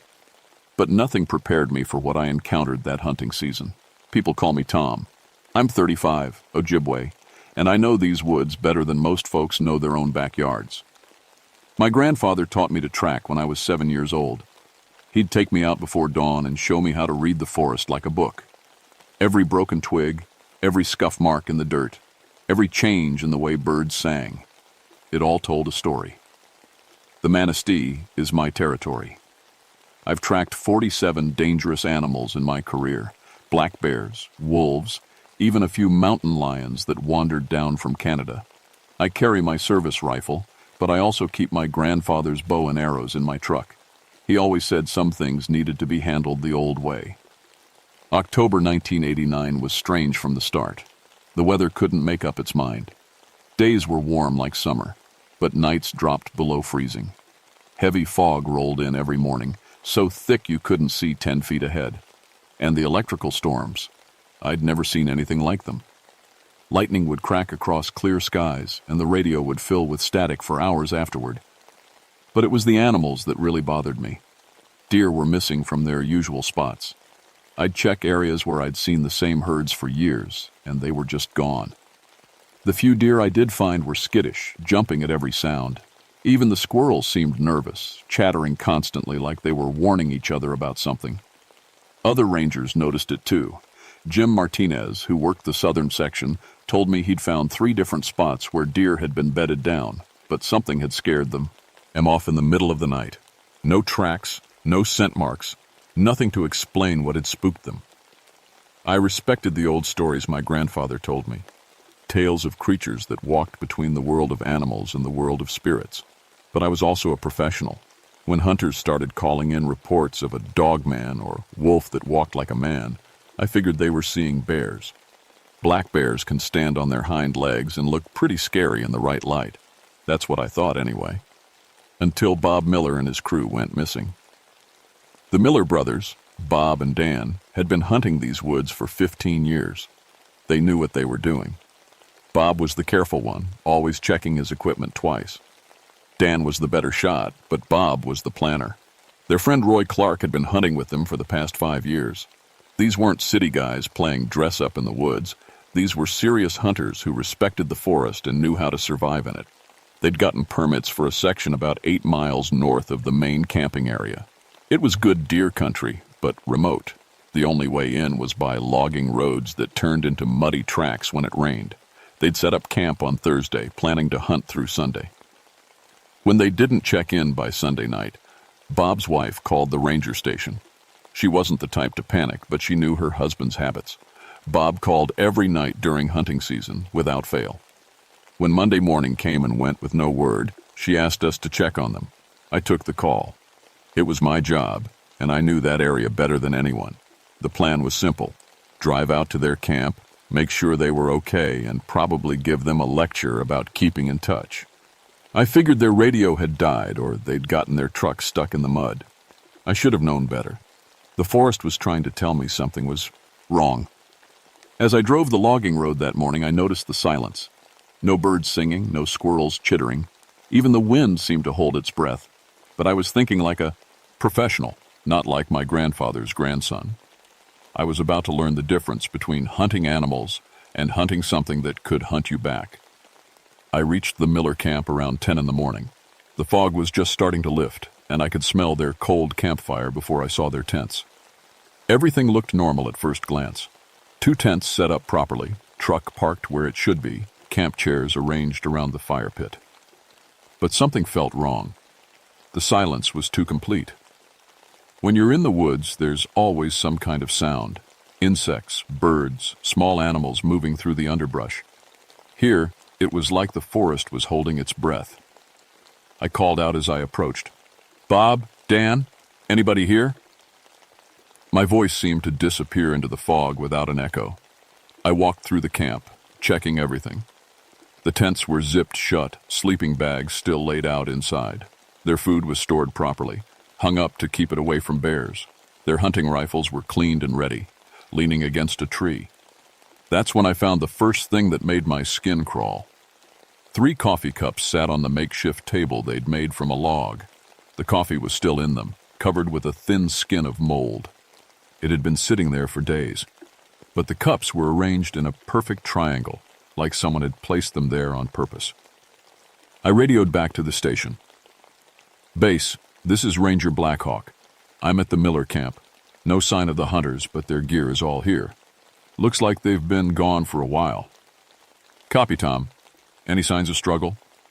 I looked around again. That was the thing. There were no signs of struggle. No scattered equipment, no torn clothing, no blood. It was like they'd simply vanished in the middle of drinking their morning coffee. Negative. Everything's neat and tidy. Almost too neat. I started looking for tracks. The soft earth around the camp should have been full of footprints, but what I found didn't make sense. There were boot prints leading away from the camp in 3 different directions, like the men had split up for some reason. But mixed in with the boot prints were other tracks that made my blood run cold. They looked like wolf tracks, but bigger, much bigger. And they were placed too carefully, like the animal had been thinking about where to put each foot. I'd tracked hundreds of wolves over the years, and they don't move like that.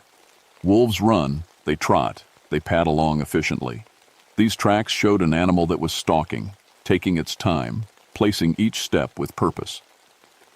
I followed Bob Miller's trail first. His boots had left clear prints heading north toward the area where they'd planned to hunt. The strange tracks followed his, sometimes right next to his footprints, sometimes 20 yards to the side. Whatever had been following Bob was smart enough to stay hidden while it watched him. The trail led to a deer stand that Bob had set up in a big oak tree. I could see his orange hunting vest through the trees, and for a moment I felt relieved. Then I got closer and saw that Bob was still in the stand, but he wasn't moving. Bob Miller was dead. He was sitting in his deer stand like he was still hunting, rifle across his lap, but his eyes were wide open and staring at nothing. His face was locked in an expression of absolute terror. I'd seen people who'd died of heart attacks before, but nothing like this. The strange thing was, his rifle hadn't been fired. A full magazine, safety still on, scope still capped. Whatever had killed Bob Miller, he'd never even tried to defend himself. He'd just sat there and died of fear. I called it in and waited for backup. While I waited, I noticed something that made my hands shake. Bob's rifle had one of those fancy scopes with tipple lenses. I looked through it, adjusting the focus, and there in the crosshairs was an image that shouldn't have been there. The scope somehow had caught a reflection or an image of something standing behind Bob's tree, something tall and dark that looked like it was watching him. But when I looked around the tree, there was nothing there. The image was burned into the scope like a photograph, but that was impossible. Rifle scopes don't work that way. Steve Coleman arrived about an hour later. Steve was a wildlife biologist who sometimes worked with the Park Service. He was 28, smart as hell, and he had a way of explaining things that made them seem less scary. I was hoping he could make sense of what I was seeing. "Heart attack," Steve said after examining Bob's body. "Probably brought on by extreme stress or fear. His heart just couldn't handle whatever he saw." "But what did he see?" I asked. "And why didn't he try to use his rifle?" Steve looked through the scope and saw the same image I had. For a long moment, he didn't say anything. Then he cleared his throat. "Camera obscura effect, maybe. Some kind of optical illusion caused by the fog and the angle of the light." I could tell he didn't believe it any more than I did. But we both needed some kind of explanation that made sense. The alternative was admitting that something had scared Bob Miller to death just by showing itself to him. We found Dan Miller 2 hours later. He was in a hunting blind about a quarter mile from Bob's tree stand. Like his brother, he was dead with no obvious cause.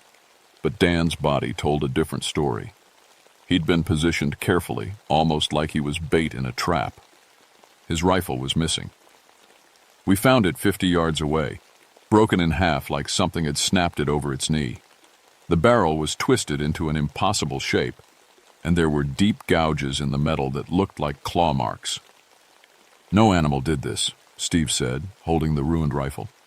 "This takes incredible strength and intelligence. Like something wanted to make sure he couldn't use it." That's when we heard Roy Clark calling for help. His voice was coming from the direction of the camp, weak and scared. We found him sitting by the cold fire pit, wrapped in a sleeping bag, shaking like a leaf. Roy was alive, but he wasn't making much sense. He kept talking about a wolf that thinks like a man, and how it had been watching them for days. He said it never came close enough to get a good look at, but it was always there, just at the edge of sight. "It's been playing with us," Roy whispered, "following us, learning our routines. Bob always sat in that tree stand from 6 to 8 in the morning. Dan always used the same hunting blind. It knew where we'd be." Steve tried to calm him down with scientific explanations, but Roy just shook his head.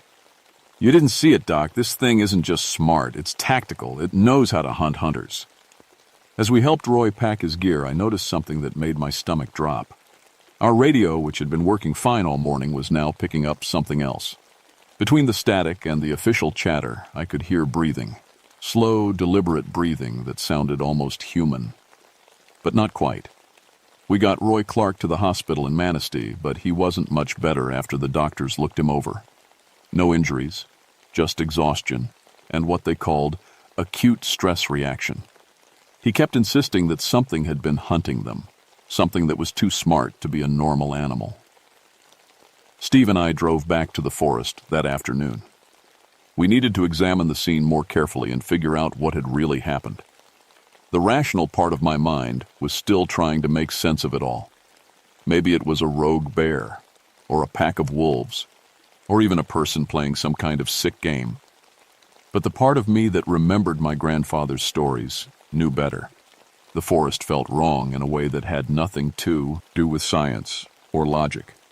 It felt like we were being watched by something that understood exactly what we were doing and why we were there. "There's something I need to show you," Steve said as we walked back through the camp. He'd been quiet on the drive back, thinking about something. "I found this while you were helping Roy." He led me to a spot about 30 yards from the camp where the ground was softer. There in the mud was a perfect print, bigger than any wolf track I'd ever seen. But it wasn't just the size that bothered me, it was the shape. The print showed claws, but also something that looked almost like fingers. And next to it was a smaller impression, like the creature had been using some kind of tool. "Steve," I said quietly, "what kind of animal uses tools?" He stared at the print for a long time. "In the wild? Chimpanzees, some birds, sea otters, but nothing in North America, and certainly nothing that would leave a track like this." As we knelt there studying the print, I heard something that made my blood freeze. It was the sound of our radio, back at the ranger truck, crackling to life. But we were 30 yards away, and the radio was turned off. The sound was coming from the forest itself. Somewhere in the trees around us, something was making the exact same static noise our radio made, like it was mimicking the sound. And underneath the static, I could hear that slow, deliberate breathing again. "We need to leave," I said. "Now." But Steve was staring into the trees with a look I'd never seen before. His face was pale and his hands were shaking. "Tom," he whispered, "there's something moving out there. Something big." I looked where he was pointing and saw it. About 60 yards away, partially hidden behind a cluster of pine trees, something was watching us. It was tall, much taller than a man, and it was standing upright. But it wasn't human. The proportions were all wrong, the shoulders too broad, the arms too long, and it was holding something that looked like Bob Miller's missing rifle. We backed away slowly. Tried not to make any sudden movements. The thing, whatever it was, didn't follow us, but I could feel it watching. Every step we took, every breath we drew, it was studying us like we were specimens in a lab. We made it back to the truck without incident, but I knew we weren't safe. As I started the engine, I caught a glimpse of movement in the rearview mirror. The creature was following us, staying just far enough back to remain mostly hidden, but making sure we knew it was there. The drive back to the ranger station should have taken 20 minutes. It took us 45 because I kept having to stop and check the mirrors. The thing was pacing us, sometimes visible through the trees, sometimes hidden, but always there. It was like it was escorting us out of its territory. "This is impossible," Steve kept saying. "Animals don't behave like this. They don't use tools. They don't plan ambushes. They don't play psychological games." But I was thinking about my grandfather's stories, about creatures that lived in the space between the world of animals and the world of spirits, about things that could think like humans but had the power and instincts of wild beasts. That night, I couldn't sleep. I kept thinking about the way the creature had been watching us, the intelligence in its posture, the way it had positioned Dan Miller's body like bait. This wasn't just a dangerous animal. It was a predator that understood tactics and strategy. The next morning, I got a call that made my worst fears come true. 2 more hunters had gone missing in the same area. Jim Patterson and his son Kevin had been hunting about 2 miles from the Miller camp. They'd been missing for 8 hours, and their truck was still parked at the trailhead. Steve and I drove out to find them, but this time we weren't alone. I'd called in for backup, and we had 2 more rangers with us, plus a search and rescue team from the county. If there was a dangerous animal in the forest, we were going to find it and deal with it. But as we approached the area where the Pattersons had been hunting, our radios started acting up again. Static, interference, and underneath it all, that same slow breathing. The search and rescue team leader, a guy named Mike Torres, kept trying to adjust his radio, but nothing worked. "Must be atmospheric interference," he said. "These storms have been playing hell with electronics all week." I didn't tell him that the interference seemed to be following us. Every time we moved, the static moved with us. And I was starting to hear something else in the background. Footsteps. Slow, deliberate footsteps that matched our pace exactly. We found Jim Patterson's rifle first. It was hanging from a tree branch about 10 feet off the ground, tied there with what looked like his own bootlaces. The rifle was unloaded, and the ammunition was scattered on the ground below in a perfect circle. "What kind of animal hangs a rifle in a tree?" one of the rangers asked. "The kind that's smarter than we are," I answered. We found Kevin Patterson 100 yards away, alive but unconscious. He was lying in a small clearing, positioned so that anyone looking for him would have to walk directly into the open. When we woke him up, he was completely incoherent, babbling about the thing with hands, and eyes like a man but not a man. Jim Patterson was never found. We searched for 3 days, but there was no trace of him. It was like he had simply vanished from the face of the earth. But on the second day of searching, we found something that changed everything. Deep in the forest, In a clearing that none of us had ever seen before, we discovered what looked like a camp. But it wasn't a human camp. There were bones arranged in careful patterns, all of them from deer and smaller animals. Pieces of hunting equipment, rifles, knives, clothing, were displayed like trophies. And in the center of it all was something that made my blood run cold. It was a crude, but effective recreation of a hunting blind, built from branches and forest debris. But it was built for something much larger than a human, and scattered around it were things that could only be described as tools. Sharpened sticks, stones modified for cutting, and what looked like a crude spear made from a broken rifle barrel. Jesus Christ, Steve whispered. It's been learning. It's been watching hunters and learning how to use their own methods against them. That's when I realized what we were really dealing with. This wasn't just a dangerous animal. This was something that combined the intelligence of a human with the instincts and power of an apex predator. It was hunting us the same way we hunted deer, by learning our patterns, understanding our behavior, and using our own tactics against us. And it was getting better at it. The Forest Service wanted to close the hunting area immediately, but it was peak season and there were hundreds of hunters already in the woods. Instead, they decided to organize a systematic search to find and eliminate what they were calling a rogue predator. I knew it was a mistake. This thing had been watching us, learning from us, and now we were going to march into its territory with a bunch of armed men who had no idea what they were up against. But I also knew I was the only one who understood the forest well enough to have a chance of tracking it. Steve insisted on coming with me, even though I could tell he was terrified. This is the most important biological discovery in North American history, he said. I can't let it slip away. We joined the search party at dawn on the fourth day. 23 men, all armed, all experienced hunters or law enforcement. The plan was to spread out in a grid pattern and sweep through the forest systematically. If we found the creature, we'd surround it and take it down. It was a good plan for hunting, a normal animal. For this thing, it was suicide. The first sign of trouble came when our radio started picking up interference again. But this time, the static was different. It was rhythmic, almost like Morse code. And underneath it, I could hear what sounded like voices. Human voices, but distorted, like they were being played back through a broken speaker.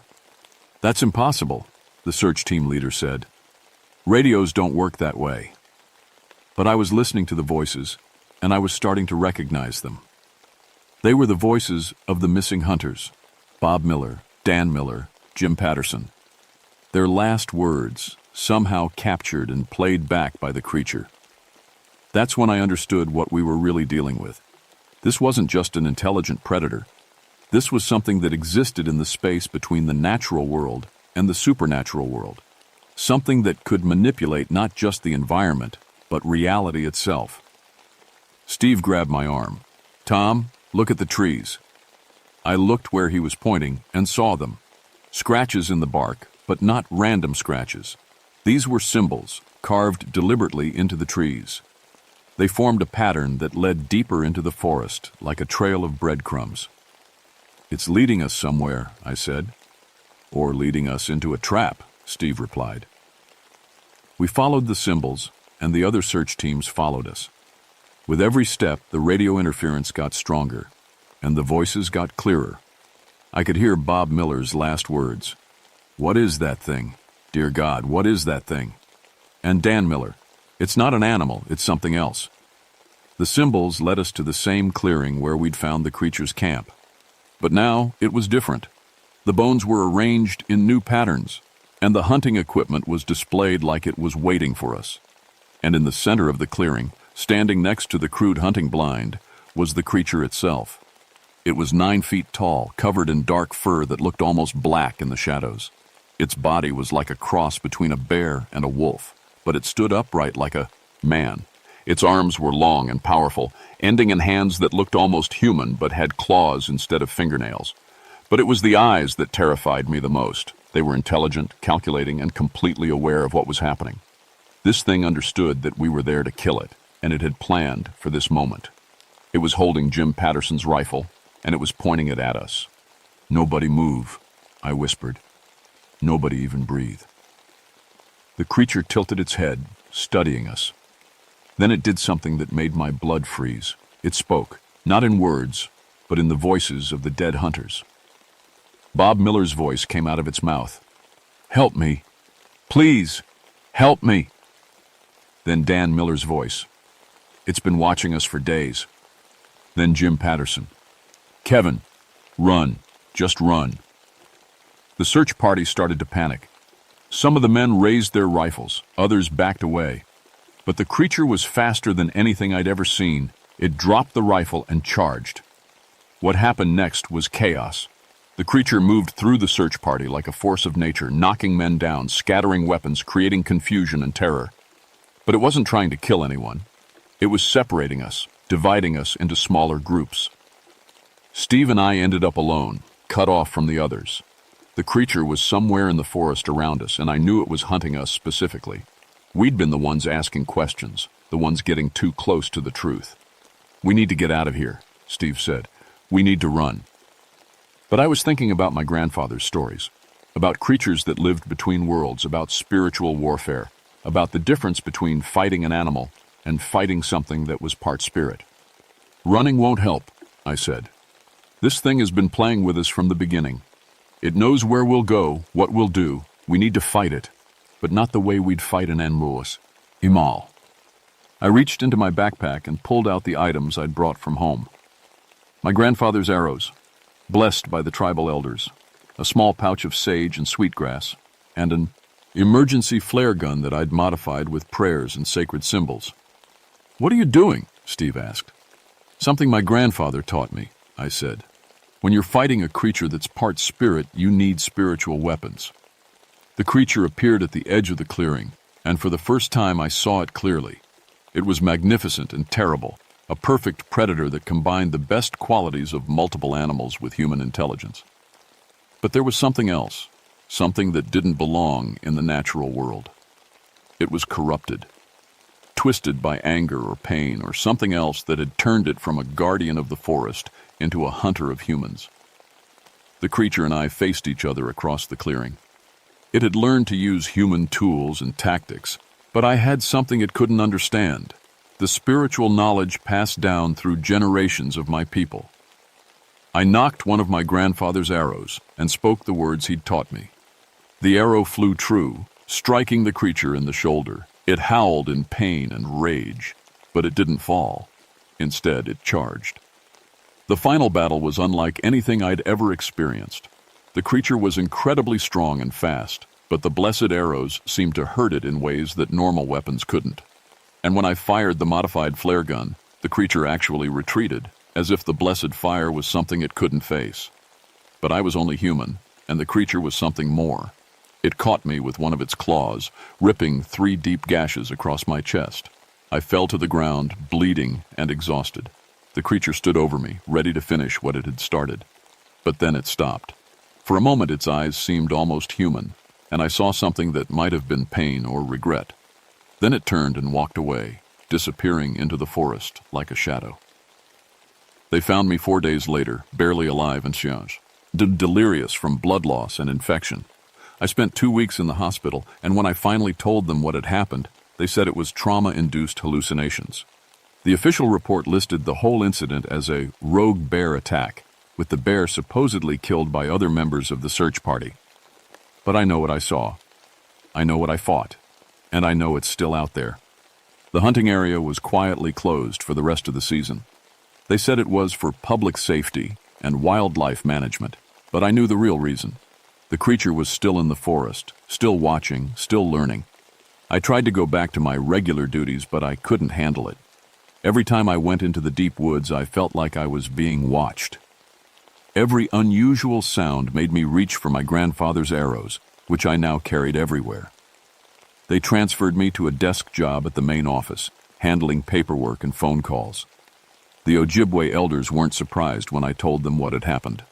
They performed a purification ceremony and taught me more about spiritual warfare, about the creatures that lived in the space between worlds. They told me that what I'd encountered was a corrupted guardian spirit, something that had been twisted by anger and pain into a hunter of humans. "It's not evil," one of the elders told me. "It's lost. But lost spirits are sometimes more dangerous than evil ones. Other rangers started reporting unusual incidents. Animals behaving strangely, hunters finding their equipment moved or rearranged, radio interference in areas where there shouldn't be any. The creature was still active, still learning, still watching. I kept track of these reports, building a file that no one else would ever see. I knew that someday the creature would surface again, and when it did, I wanted to be ready. The worst part wasn't the nightmares or the scar, or the constant feeling of being watched. The worst part was the knowledge that I'd failed. I'd wounded the creature, driven it away, but I hadn't solved the real problem. Somewhere in the Manistee National Forest, there was still a spirit that had been corrupted by pain and anger, and it was still hunting. Steve Coleman quit his job with the Wildlife Service and moved to California. He never talked about what had happened, but I heard he'd started researching cryptozoology and folklore. He sent me a letter once, just a few lines. I can't stop thinking about it, the intelligence in its eyes, the way it learned our tactics. What if it's not the only one? I think about that sometimes. What if the creature we encountered wasn't unique? What if there are others scattered throughout the wilderness areas of North America, corrupted spirits that have learned to hunt humans using our own methods against us? I still work for the Forest Service, but now I have a different mission. I monitor the reports, I track the patterns, and I carry my grandfather's blessed arrows wherever I go. Because I know that someday, somehow, I'll encounter the creature again. And next time, I'll be ready. But until then, I have a warning for anyone who hunts in the deep woods. If you ever feel like you're being watched, if your radio starts picking up interference, if you find your equipment moved or rearranged, don't try to be brave. Don't try to hunt the hunter. Just leave. Walk away. Because when the hunted becomes the hunter, you're not fighting an animal anymore. You're fighting something that knows how to think like you, plan like you, and use everything you know against you. And it's been watching you longer than you think. My name is Thomas Blackhawk, and this is what happened to me in the Manistee National Forest in October 1989.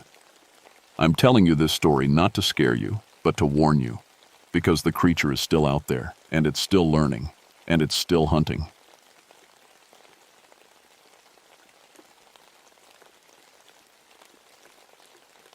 My name is Anthony Delacroix, and I need to tell you what really happened in the Pine Barrens back in 1974. People think they know the story, but they don't. The newspapers said it was just a forest fire that got out of control. They said the Rodriguez family got caught in it and died. That's not what happened.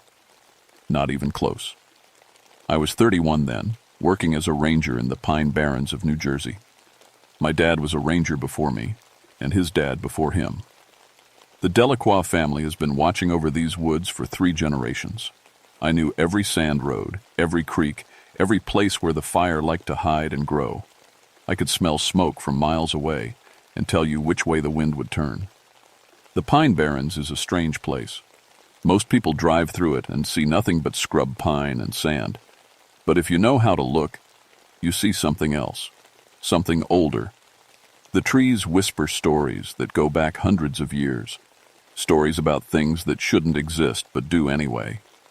I collected those stories like some people collect stamps, not because I believed them, but because they were part of the place I loved. Every old-timer had a Jersey Devil story, some flying creature with bat wings and a horse's head that lived deep in the woods. I wrote them all down in a little notebook I kept in my truck. Just folklore, I told myself, just stories to scare kids around campfires. My fiancée Sarah used to laugh at that notebook. She taught 3rd grade in Hamilton and had more sense than to believe in monsters. "Tony," she'd say, "you spend too much time in those woods. You're starting to think like the trees." Maybe she was right. But the trees never lied to me. The summer of 1974 was the driest anyone could remember. We hadn't seen real rain in 6 weeks. The fire danger was so high that we closed most of the camping areas. The pine needles crunched under your feet, like broken glass. Everything was ready to burn. I was working out of the Batstow Fire Tower that July, checking the restricted areas twice a day. That's when I got the call on my CB radio. A family had gone missing in the woods near Leeds Point.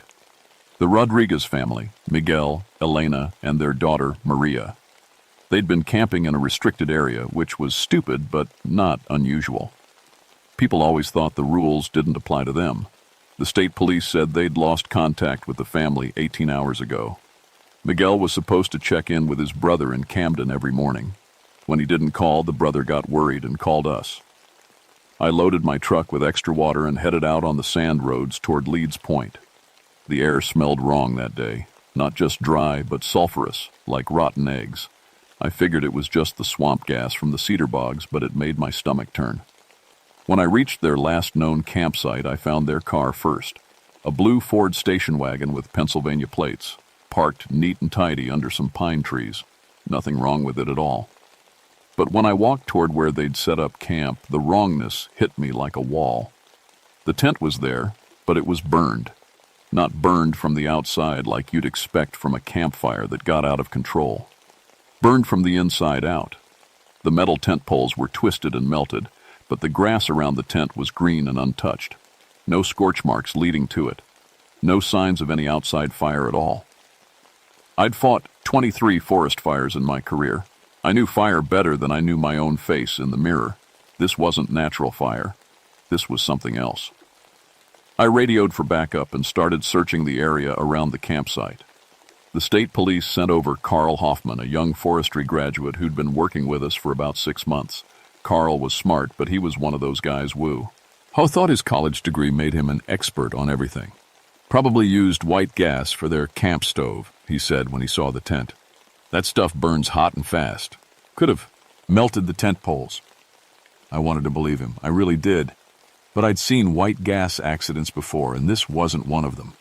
We found the first set of tracks about 50 yards from the campsite. They looked like hoof prints, but they were wrong. Too big for a deer, too sharp for a horse.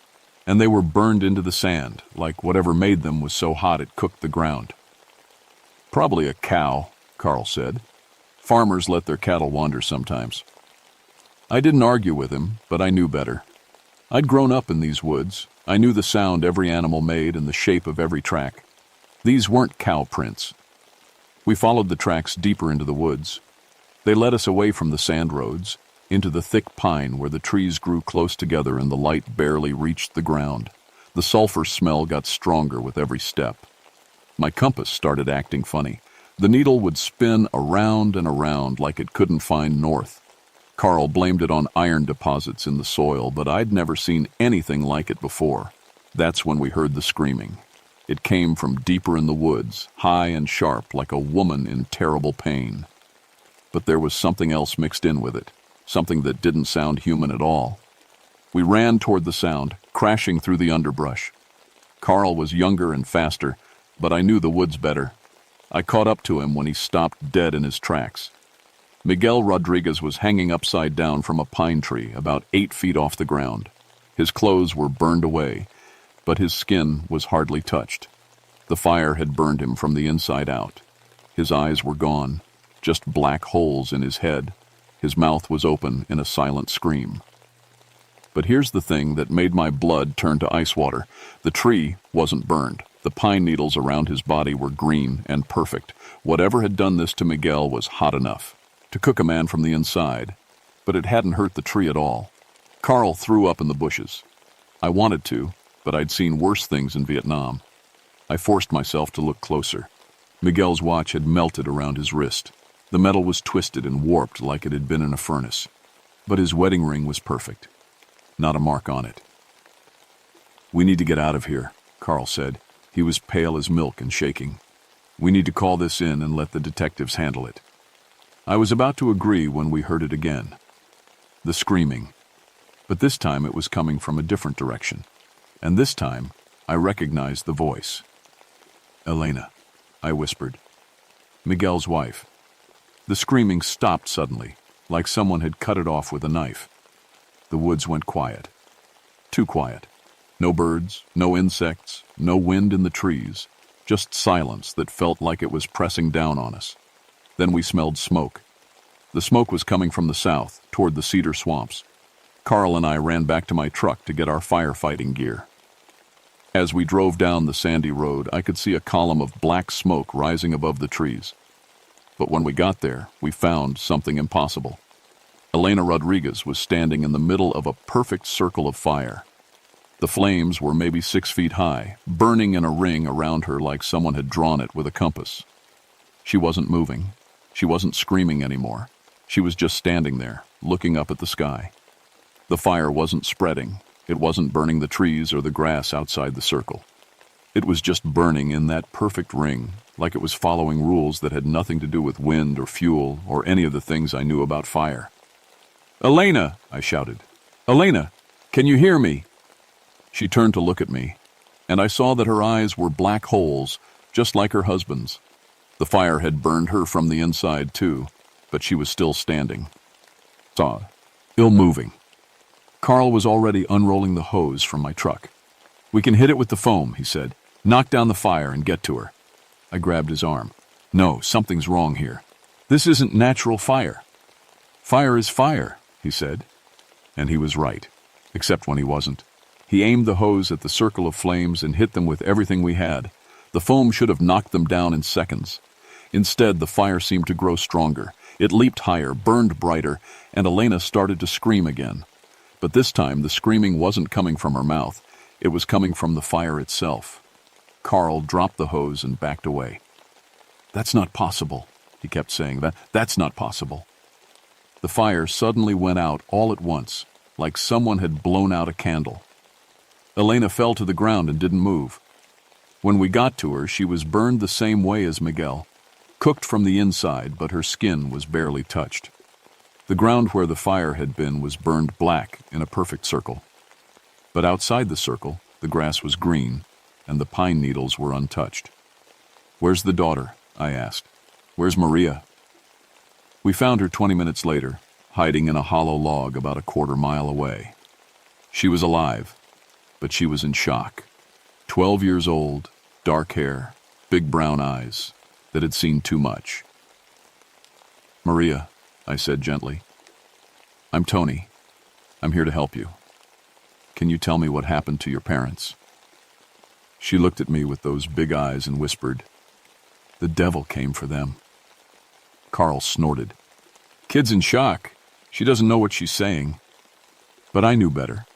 I'd heard those words before, in the stories the old-timers told. The Jersey Devil. "What did it look like?" I asked her. "Like a horse with wings," she said. "Big wings, like a bat. It breathed fire. It breathed fire, and my daddy started burning from the inside." Carl was shaking his head, but I was listening. The description matched the stories in my notebook exactly. Stories that went back to the 1700s. "It's still here," Maria whispered. "I can feel it watching us." That's when the temperature started to rise. It happened fast. 1 second the air was normal, July hot. The next second it felt like we were standing next to a furnace. The pine needles started to curl and smoke. Carl's shirt started to steam. "Get to the truck," I said. "Now." But as we ran, I could hear something above us. Wings beating the air, something big, moving through the trees. Carl made it to the truck first. He was fumbling with the keys when his clothes caught fire. Not from a flame or a spark. They just started burning, like the fire was coming from inside him. He screamed and rolled on the ground, but the fire wouldn't go out. It was burning him the same way it had burned the Rodriguez family, from the inside out. I grabbed the fire extinguisher from the truck and tried to help him, but it was too late. The fire took him in less than a minute. When it was over, Carl was gone and I was alone with Maria. The thing in the trees was still there, still watching us. I could feel its eyes on us like hot coals. "We need to get out of here," I told Maria, "right now." But when I tried to start the truck, it wouldn't turn over. The engine was dead. The CB radio was dead. Even my watch had stopped. That's when I saw it. The Jersey Devil was perched in a pine tree about 50 yards away, 8 feet tall with wings that spread wider than my truck. It had the head of a horse, but the eyes were wrong. They glowed like coals in a fire. When it breathed, flames came out of its mouth. It looked at me, and I understood something that made my blood freeze. This wasn't just some animal. This was something that had been waiting for us, something that had been hunting us. And we were still a long way from help. The Jersey Devil dropped from the tree and landed on the sand road in front of us. Up close, it was even more terrifying. Its skin looked like burned leather, and its hooves were split like a goat's butt bigger. Much bigger. Maria grabbed my arm. It's going to burn us like it burned my parents. I looked around for anything that might help us. My firefighting gear was useless. The truck was dead. The CB radio was dead. We were trapped in the middle of nowhere with a creature that could kill us with its breath. That's when I remembered something my grandfather used to tell me. He'd grown up in these woods before they were a state forest, when the old families still lived here. He said the Jersey Devil was afraid of iron. Cold iron, he called it. Said it was the only thing that could hurt it. I had iron tools in my firefighting kit, an axe, a shovel, some tent stakes.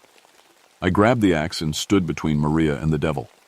Stay behind me, I told her. The devil tilted its head like it was curious. Then it opened its mouth and breathed fire at us. The heat hit me like a wall. I could feel my skin starting to burn, but I didn't catch fire like Carl did. The iron axe in my hand seemed to push the fire away, like it was a shield. The devil looked surprised. It tried again, breathing harder this time. The fire came out white hot, but it curved around us like we were inside a bubble. I didn't understand it, but I didn't waste time thinking about it. I charged the devil with the axe raised over my head. The creature was fast, but it wasn't expecting me to fight back. The axe caught it in the shoulder, and it screamed. Not like an animal, but like a person, in terrible pain. Black blood poured from the wound, and where it hit the ground, the sand turned to glass. The devil backed away, flapping its wings. It looked at me with those glowing eyes, and I saw something there I hadn't seen before. Fear. You're afraid of iron, I said. You're afraid of cold iron. The devil snarled and launched itself into the air. It circled above us, looking for an opening. But every time it dove down to attack, I swung the axe at it. The iron kept it back. We played this game for maybe 10 minutes. The devil attacking, me fighting it a F with the axe. Maria crouched behind me, praying in Spanish. Then the devil did something I wasn't expecting. It landed on the other side of my dead truck and started breathing fire at the gas tank. I understood what it was trying to do. If it could blow up the truck, the explosion would kill us both, and it would look like an accident. I ran around the truck, but I was too late. The gas tank caught fire and exploded. The blast knocked me off my feet and sent the axe flying. When I got up, the devil was standing over me. Its mouth was open, ready to breathe fire and cook me from the inside like it had done to the others. But Maria surprised us both. She picked up the axe and swung it at the devil's leg. The blade bit deep and the creature screamed again. It spun around and backhanded her, sending her flying into the trees. That made me angry. Angrier than I'd ever been in my life. I grabbed the shovel from my kit and went after the devil. It was bigger than me, stronger than me, and it could fly. But I had something it didn't have. I had iron, and I was fighting for a little girl who'd already lost her parents. The fight didn't last long. The devil was hurt and bleeding. Every time I hit it with the shovel, it got weaker. Finally, it spread its wings and flew away, disappearing into the deep woods. I found Maria unconscious but alive. Her arm was broken, but she was breathing. I carried her to the sand road and started walking toward the nearest fire tower. We were found 3 days later by a search party. They said we'd been missing for almost a week, but I could have sworn it was only 1 day. Time works differently in the deep woods, especially when the Jersey Devil is hunting you. The official report said that the Rodriguez family died in an accidental forest fire. They said Carl Hoffman was overcome by smoke and burned to death trying to save them. They said Aria and I were lucky to survive. They never mentioned the Jersey Devil. They never mentioned the impossible burns or the perfect circles of fire. They never mentioned the hoof prints burned into the sand. But I know what I saw. I know what really happened in those woods. Maria recovered from her injuries, but she never talked about what happened. Her relatives in Philadelphia took her in, and she grew up to be a teacher like my Sarah. Sometimes I get a Christmas card from her with no return address. She never signs her name, but I know it's from her. Sarah broke off our engagement after she saw what the fire had done to me. I was burned on my hands and face, but not from normal fire. The scars were strange, like they went deeper than just skin. She said I looked at her with different eyes, like I'd seen something that changed me. She was right. I had seen something, and I couldn't unsee it. The state transferred me to a different district after that. They said I needed a change of scenery. I spent the rest of my career fighting fires in normal forests, where the only things that burned were trees and grass and the occasional unlucky camper. But I kept my iron tools. I kept the axe and the shovel, and I never went anywhere without them, just in case. The Pine Barrens are still there, of course, still quiet and mysterious and full of stories. The area around Leeds Point is closed to camping now. They say it's because of fire danger, but I know better. Sometimes I drive out there on my days off. I park at the edge of the woods and listen. The trees still whisper their stories, and sometimes I think I can hear wings beating in the distance. The Jersey Devil is still out there. I know it is. It's waiting for the next dry summer, the next family that camps where they shouldn't. It's waiting for someone else to wander into its territory. And when that happens, I hope they're carrying iron. Because the devil's fire burns from the inside out, and once it starts, nothing can put it out except cold iron and the will to fight back. That's what really happened in the Pine Barrens in 1974. That's the truth they don't want you to know. But I'm telling you now, because someone needs to know. Someone needs to be ready. The Jersey Devil is real, and it's still out there, waiting in the deep woods where the fire likes to hide. Don't go looking for it. But if it comes looking for you, remember what I told you. Iron stops the devil's fire. Iron and the courage to use it.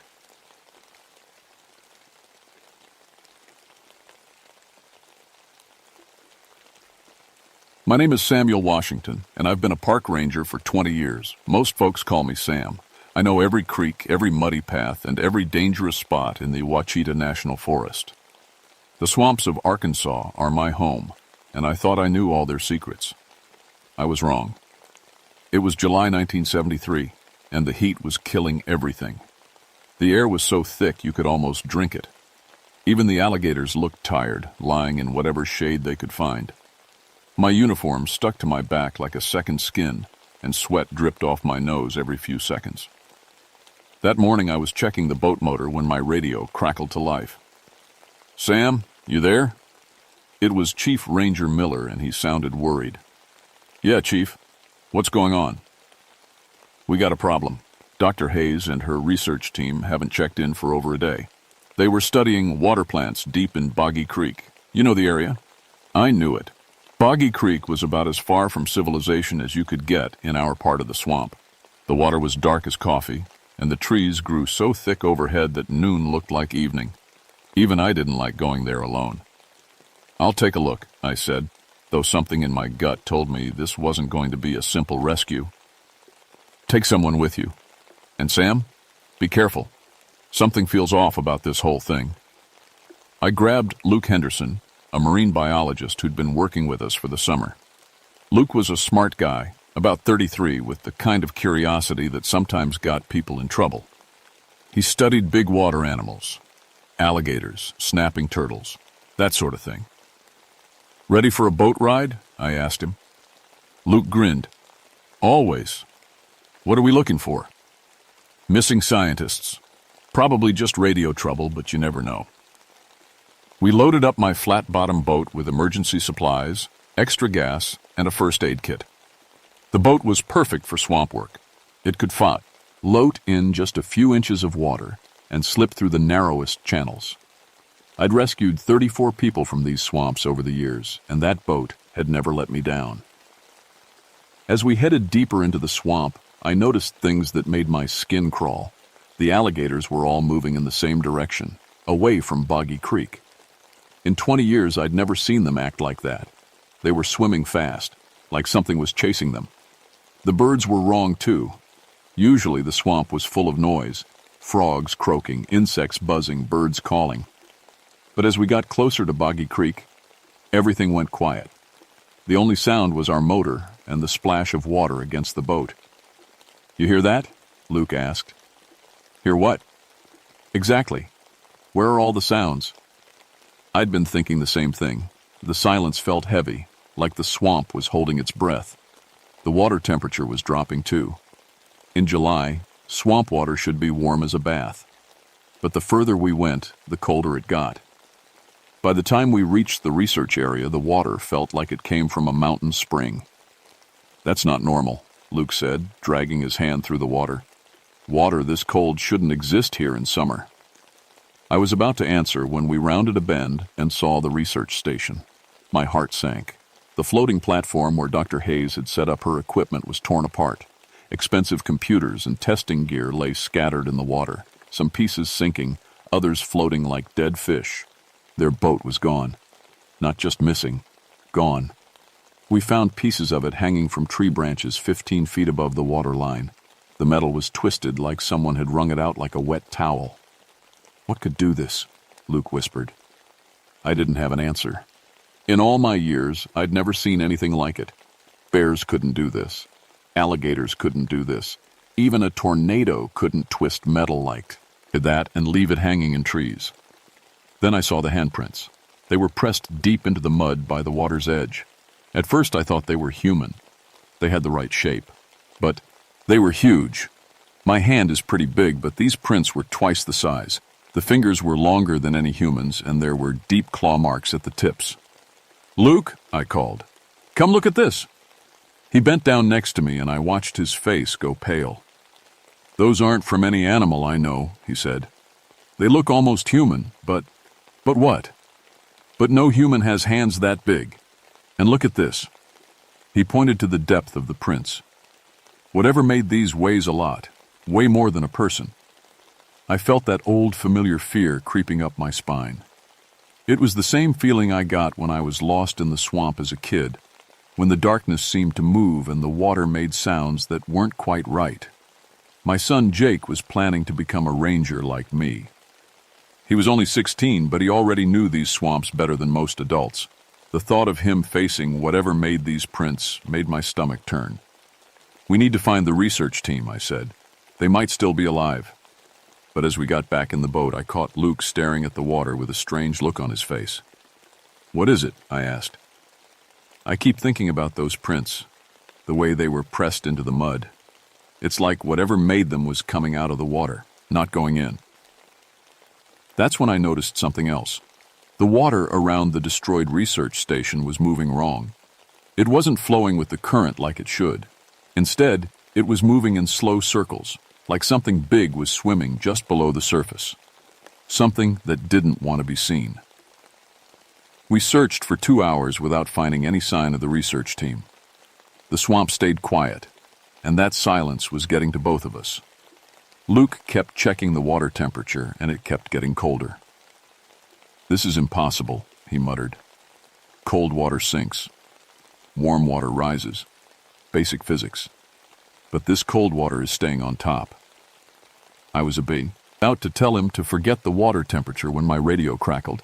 Static filled the air, mixed with something else, something that sounded like bubbles. "Dr. Hayes?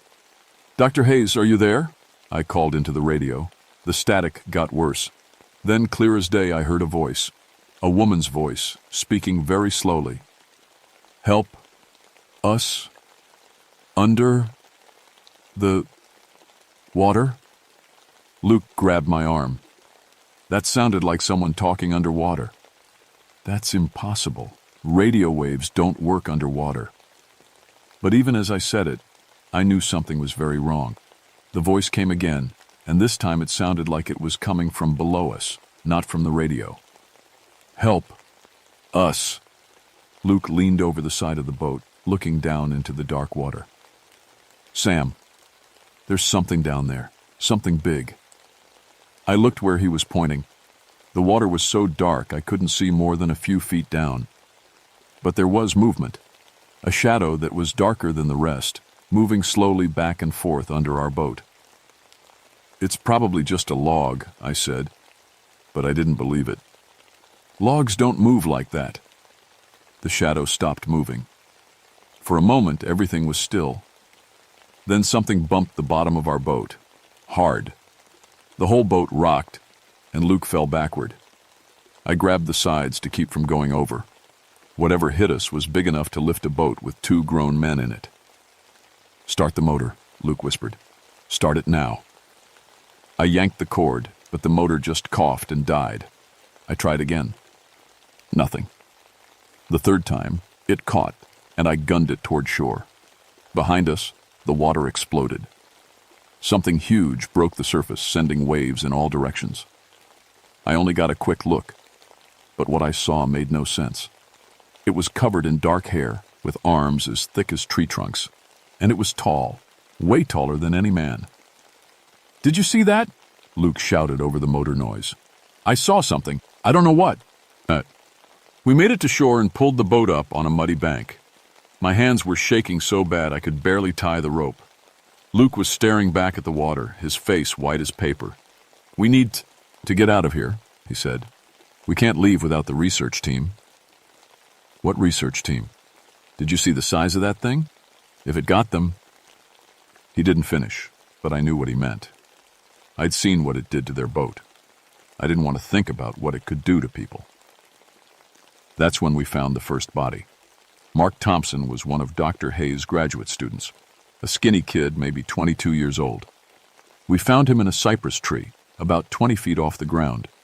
He was just hanging there like someone had tossed him up into the branches. "How did he get up there?" Luke asked. I didn't answer. I was too busy trying not to throw up. Mark's body was broken. His arms and legs were bent in ways that arms and legs weren't supposed to bend. It looked like he'd been squeezed by something with incredible strength. But here's the thing that really got to me. There wasn't a mark on him. No bites, no scratches, no blood. He was just crushed. "Help me get him down," I said. It took us 20 minutes to get Mark's body out of the tree. When we laid him on the ground, I noticed something that made my blood go cold. He was wearing a diving suit, the kind with a heavy air tank, but the tank was crushed flat, like someone had stepped on a soda can. "Look at this," Luke said, pointing to the gauge on the tank. "This shows he was at 60 feet underwater when this happened." "That's impossible. The deepest part of this swamp is maybe 15 feet. "I know what I'm reading, Sam. This gauge says he was 60 feet down, in water that doesn't exist." I stared at the crushed tank.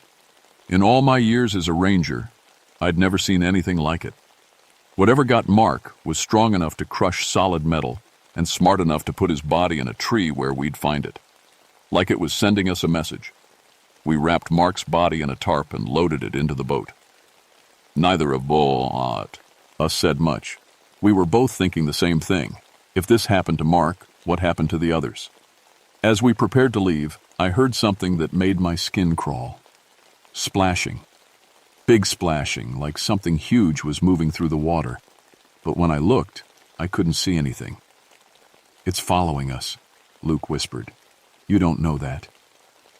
"Listen." I listened. The splashing was keeping pace with us as we walked along the shore. Whatever was making the sound was staying just out of sight, hidden by the thick trees and hanging moss. "We need to find the others," I said. "Are you crazy? We need to get out of here and call for help." "With what? The radio doesn't work. And by the time we get back to town and bring help, it'll be dark." Luke looked at the sky. The sun was already getting low. In the swamp, dark came fast and stayed long. "1 more hour," he said. "Then we leave, with or without the others." I agreed, but I had a feeling that whatever was in the water wasn't going to let us leave that easy. As we got back in the boat, I noticed something that made my stomach drop. The water level had risen. The markers I'd been using to navigate were now several feet underwater. In the few hours we'd been searching, the water had risen at least 4 feet. "How is that possible?" Luke asked. "There's no rain, no storm. Where's all this water coming from?" I didn't have an answer. But I was starting to understand that normal rules didn't apply in this part of the swamp. Something was changing the water, controlling it, and it didn't want us to leave. We found Dr. Hayes floating face down in a quiet backwater about a mile from where we'd discovered Mark. At first, I thought she was dead. Her body was perfectly still, arms spread wide, long black hair floating around her head like seaweed. "Jenny!" Luke shouted, jumping into the water before I could stop him. He pulled her to the boat, and I helped him get her inside. She was alive, but something was very wrong. Her skin was ice cold, and her lips were blue. She looked like she'd been in freezing water for hours. "Jenny, can you hear me?" Luke asked. Her eyes opened, but they were different. The pupils were huge, like she was looking at something far away. When she spoke, her voice was barely a whisper. "It's down there," she said. "It's been down there for so long." "What's down there?" I asked. "The thing that lives in the deep places, the thing that remembers when the water was young." Luke and I looked at each other. Jenny was a smart woman, a scientist. She didn't talk about things that lived in deep places. "How long have you been in the water?" Luke asked. 3 days, maybe 4. It's hard to tell time down there." "Down where?" "In the deep place, where the bones are." I felt my skin crawl. "What bones?" "All of them. Animals, people, things that came to the water and never left." Jenny closed her eyes and started shivering. I wrapped her in a blanket, but she didn't seem to get any warmer. Her skin stayed cold as ice. "We need to get her to a hospital," Luke said. "The nearest hospital is 2 hours away. She might not make it." "Then what do you want to do?" Before I could answer, Jenny grabbed my arm. Her grip was surprisingly strong. "Don't go back to the deep water," she whispered. "It knows you're here now. It's been waiting." "Waiting for what?" "For someone who understands the water. Someone who can take its place." I didn't like the sound of that. "Take its place doing what?" "Guarding the deep places. Keeping the old things asleep." Luke was checking Jenny's pulse and temperature. "Sam, this doesn't make sense. Her body temperature is about 10 degrees too low. She should be dead." "But I'm not dead," Jenny said, opening her eyes again. "It won't let me die. Not yet." "What won't let you die?" "The Guardian. The thing that lives between the water and the earth. It's older than the trees, older than the land. It remembers when everything was where Otter." I was about to ask her more questions when the boat rocked hard. Something had bumped us from below, just like before. But this time, the bump was followed by a sound that made my blood freeze. A voice, deep and bubbling, like someone talking with their mouth full of water. But it wasn't speaking English. It was making sounds I'd never heard before. Sounds that seemed to come from the water itself. "It's calling," Jenny whispered. "It wants to talk to you." "To me? Why me?" "Because you know the water. Because you've saved people from drowning. It thinks you'll understand." The boat rocked again, harder this time. I looked over the side and saw something that made my heart stop. Eyes. 2 huge eyes, glowing green in the dark water, staring right at me. "Luke," I said quietly, "start the motor." "I'm trying. It won't start." The eyes rose higher in the water. I could see the outline of a head now, massive and covered in dark hair. The thing was at least 8 feet tall, and it was still mostly underwater. "It's coming up," Jenny said. "It wants to meet you." "I don't want to meet it. You don't have a choice. It's been alone for so long." The creature rose higher, and I got my first good look at it. It had the shape of a man, but everything was wrong. Its arms were too long, its chest too wide. Hair covered its entire body, thick and dark as swamp moss. And its face was almost human, but the eyes were too big, the mouth too wide. When it spoke, the voice came from everywhere at once, from the water, from the trees, from the air itself. "Keeper of the waters," it said. And somehow I understood, even though the words were like nothing I'd ever heard. "You have walked on water and pulled the drowning from the deep. You know the secrets of the wet places." "I don't know any secrets," I said. "You know where the deep channels run. You know where the water air is cold and where it is warm. You know the places where the earth is soft and the places where it is hard." That was true.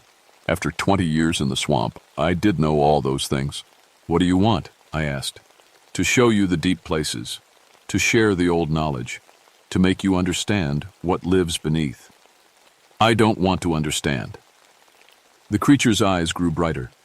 Your friend is dying. The woman scientist grows cold. Only the deep places can save her now. I looked at Jenny. She was shivering worse than ever, and her lips were turning purple. What did you do to her? I demanded.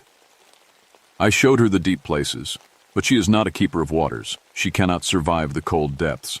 She needs the warm places, the shallow places. Then help her. I cannot, but you can. Come with me to the deep places. Learn what I have to teach, and I will warm the cold water for your friend. Luke had been quiet during this whole conversation, but now he spoke up. Don't trust it, Sam. It's not human. It doesn't think like us. The creature turned its massive head toward Luke. The small scientist speaks truth. I am not human. I am older than humans, older than the land. I remember when the great waters covered everything. Then why do you want to help Jenny? I asked. Because she has seen the bone places. She knows the truth now. She will never be the same. Jenny lifted her head and looked at me with those strange, distant eyes. He's right, Sam.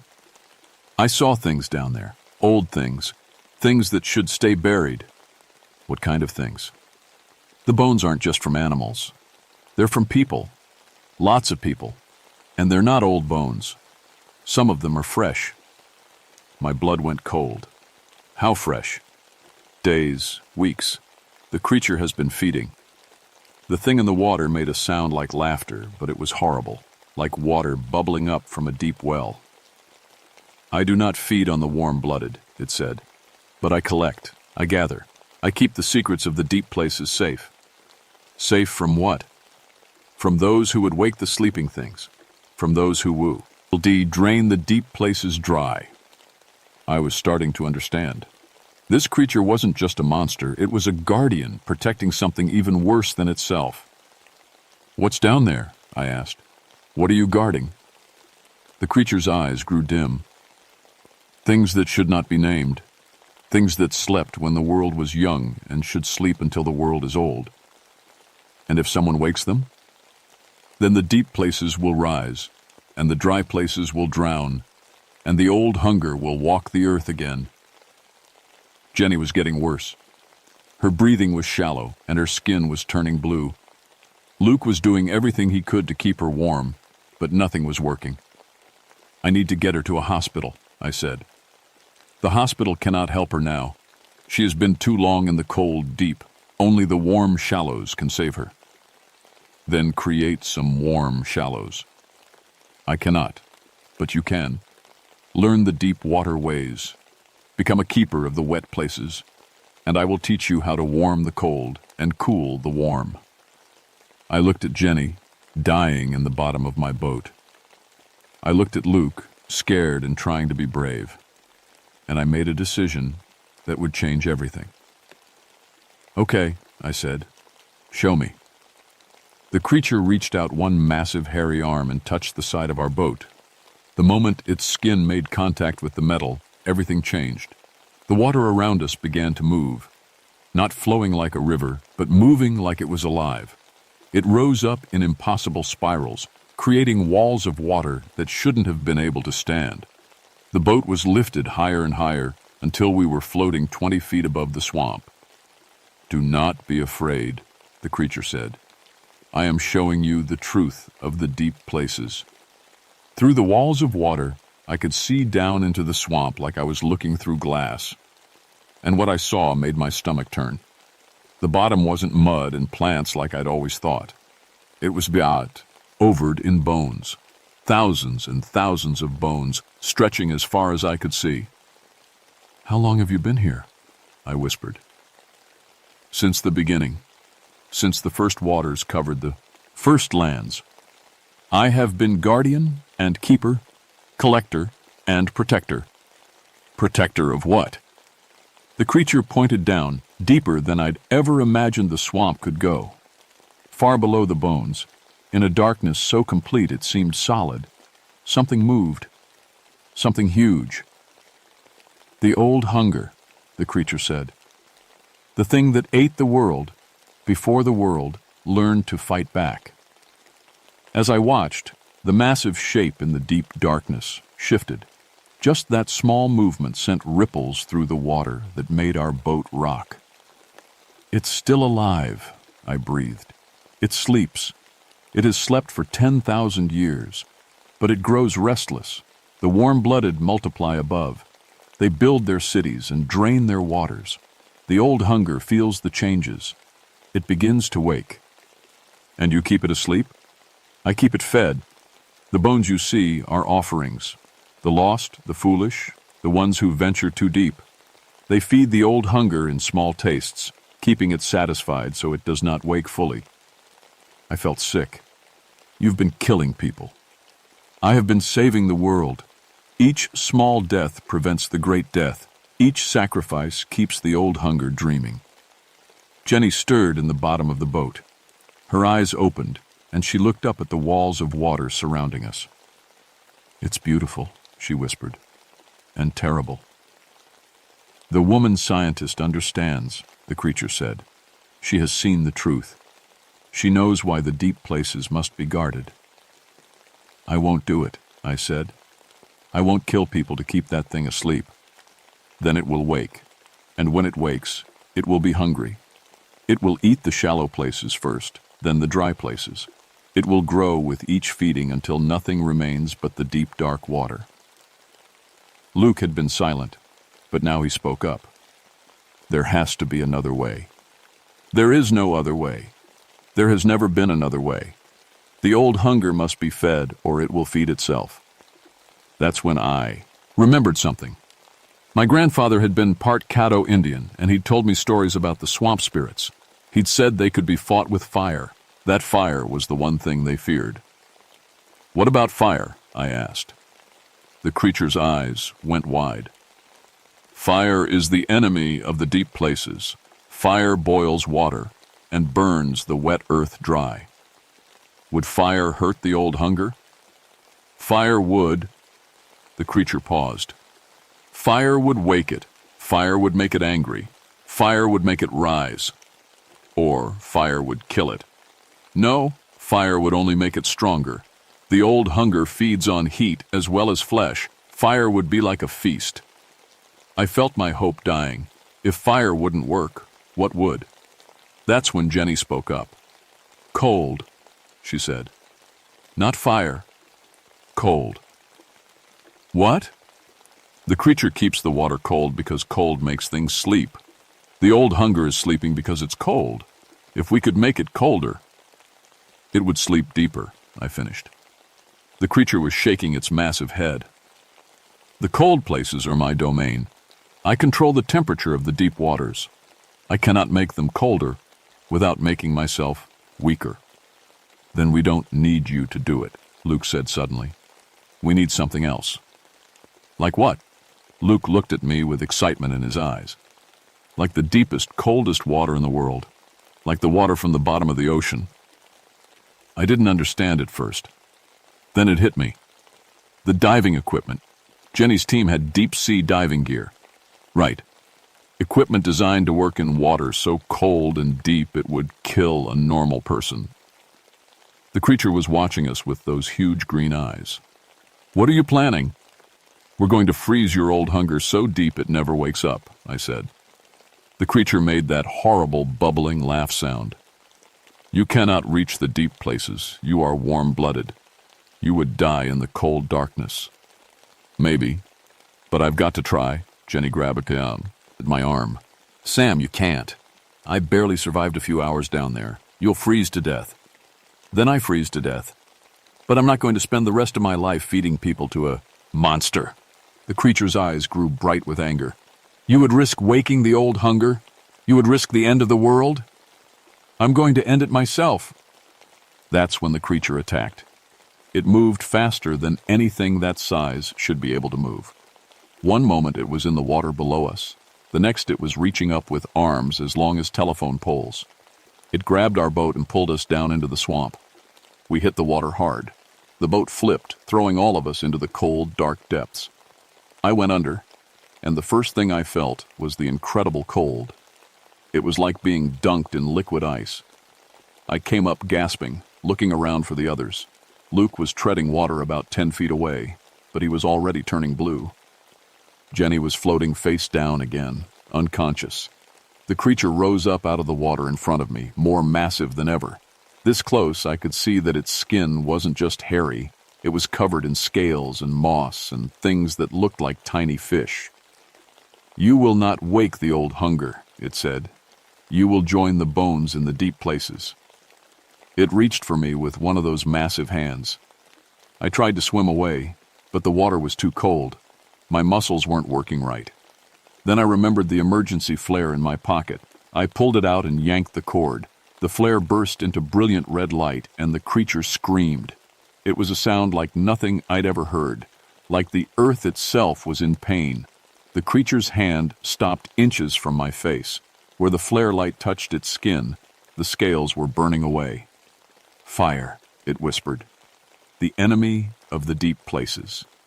"That's right," I said. "And I've got more where this came from." I swam toward the overturned boat where our emergency supplies were floating. The creature tried to follow, but the flare light kept it back. I managed to grab another flare and a waterproof container of boat fuel. "Luke," I shouted, "get Jenny and swim for shore." "What about you?" "I'm going to finish this." The creature was circling me now, staying just outside the range of the flare light. "You cannot win, Keeper of Waters. The fire will die, and the cold will remain." "Maybe, but I'm going to try." I opened the container of boat fuel and poured it on the water around me. The fuel spread out in a thin layer, rainbow-colored in the flare light. "You will kill yourself," the creature said. "Probably, but I'll kill you first." I touched the flare to the fuel. The water exploded into flame. The creature screamed again, but this time it was different. This time it sounded afraid. The fire spread across the surface of the swamp, creating a wall of flame between me and the creature. But the fuel was burning fast, and I knew I only had a few seconds. I took a deep breath and dove as deep as I could go. The water was so cold it felt like knives cutting my skin, but I could see the deep places now, lit by the fire above. And at the very bottom, in the deepest darkness, I could see the old hunger. It was huge beyond description. Bigger than a house, bigger than a building. It looked like a cross between a fish and a snake, with hundreds of eyes and a mouth that could swallow a school bus. And it was starting to wake up. The eyes were opening, one by one. The massive body was starting to move. The fire above was warming the water, and the old hunger was rising from its sleep. I had one chance, one shot to end this before it was too late. I still had the second flare in my hand. I pulled the cord and watched it burst into light. Then I swam straight down, toward the waking monster. The old hunger saw me coming. Its mouth opened, showing teeth like broken glass, but I wasn't trying to escape. I was trying to get inside. I swam straight into that massive mouth, still high-chase, holding the burning flare. The creature's throat was like a tunnel leading down into its body. I could feel its heartbeat, slow and strong, shaking the water around me. And then I found what I was looking for. The creature's heart was the size of a car, beating once every few seconds. It was what kept the old hunger alive, what let it sleep and dream and wait for the world to end. I pressed the flare against the heart and felt it burn through the skin. The old hunger screamed. The sound was so loud it shook the entire swamp. Water erupted everywhere, and I was thrown up and out of the creature's mouth like a cork from a bottle. I broke the surface, gasping, just in time to see the old hunger die. Its massive body rose up out of the deepest water, thrashing and screaming. Then it went still. The huge eyes closed, one by one. The body sank back down into the depths, and the guardian creature was gone. I woke up in a hospital bed 3 days later. The doctors said I'd been found floating in the swamp, unconscious from hypothermia and exhaustion. Luke had pulled me out of the water and gotten me to help. Jenny was in the next bed. She was awake, but different. The cold was gone from her skin, and her eyes were normal again. But she was quiet, like she was listening to something no one else could hear. The deep places are still there, she told me, but they're different now. Warmer. The old cold is gone. Luke came to visit every day. He told me that the official report said we'd been in a boating accident. 3 people dead, 2 survivors. The bodies of the research team were never found. What really happened down there? He asked me one day. I told him everything. He listened without saying a word, and when I was done, he was quiet for a long time. Do you believe me? I asked. I believe something happened. Something that can't be explained. But the creature is gone now, right? And the thing in the deep water? I think so, I hope so. But I wasn't sure. Even now, 2 years later, I'm not sure. I retired from the Park Service 6 months after the incident, and I couldn't go back to the swamp. Every time I got near deep water, I heard things, voices calling from below, splashing that didn't match any animal I knew. My son Jake decided not to become a ranger. He said he wanted to work with computers instead, stay away from the outdoors. I didn't argue with him. The area around Boggy Creek is closed now. The official reason is environmental protection, but I know the real reason. Other rangers have reported strange things, equipment failures, sounds from the deep water, sightings of things that shouldn't exist. Sometimes I wonder if I really killed the old hunger, or if I just put it back to sleep. Sometimes I wonder if there are other guardians in other swamps, other deep places that need protecting. But mostly, I try not to think about it. I live in the city now, in a small apartment with no water view. I don't go swimming, I don't go boating. I don't even like to take baths. Because late at night, when the city is quiet, I can still hear the deep places calling, and I'm afraid that someday I might answer. Jenny calls me sometimes. She's working at a university now, studying something called aquatic mythology. She says she's trying to understand what happened to us, trying to find other cases like ours. There are more, she told me last time we talked. Other deep places, other guardians. The one we met wasn't the only one. How many more? I don't know, but I think they're all connected. I think they're all part of something bigger. I asked her to stop calling after that. I don't want to know about the bigger thing. I don't want to know about other deep places. But I can't stop thinking about what the creature told me, about being a keeper of waters, about understanding the secrets of the wet places. Because the truth is, I do understand. I understand more than I want to. I can feel the deep places calling to me, even here in the city. I can sense where the water is cold and where it's warm, where the earth is soft and where it's hard. And sometimes, in my dreams, I go back to the swamp. In my dreams, I dive down to the deepest places and find the creature waiting for me. It's not dead. It's not gone. It's just waiting. The old hunger is gone, it tells me in my dreams. But new hungers are always being born. The deep places still need a guardian. I always wake up from these dreams with the taste of swamp water in my mouth. My name is Samuel Washington. I used to be a park ranger. I used to think I knew all the secrets of the Arkansas swamps. Now I know there are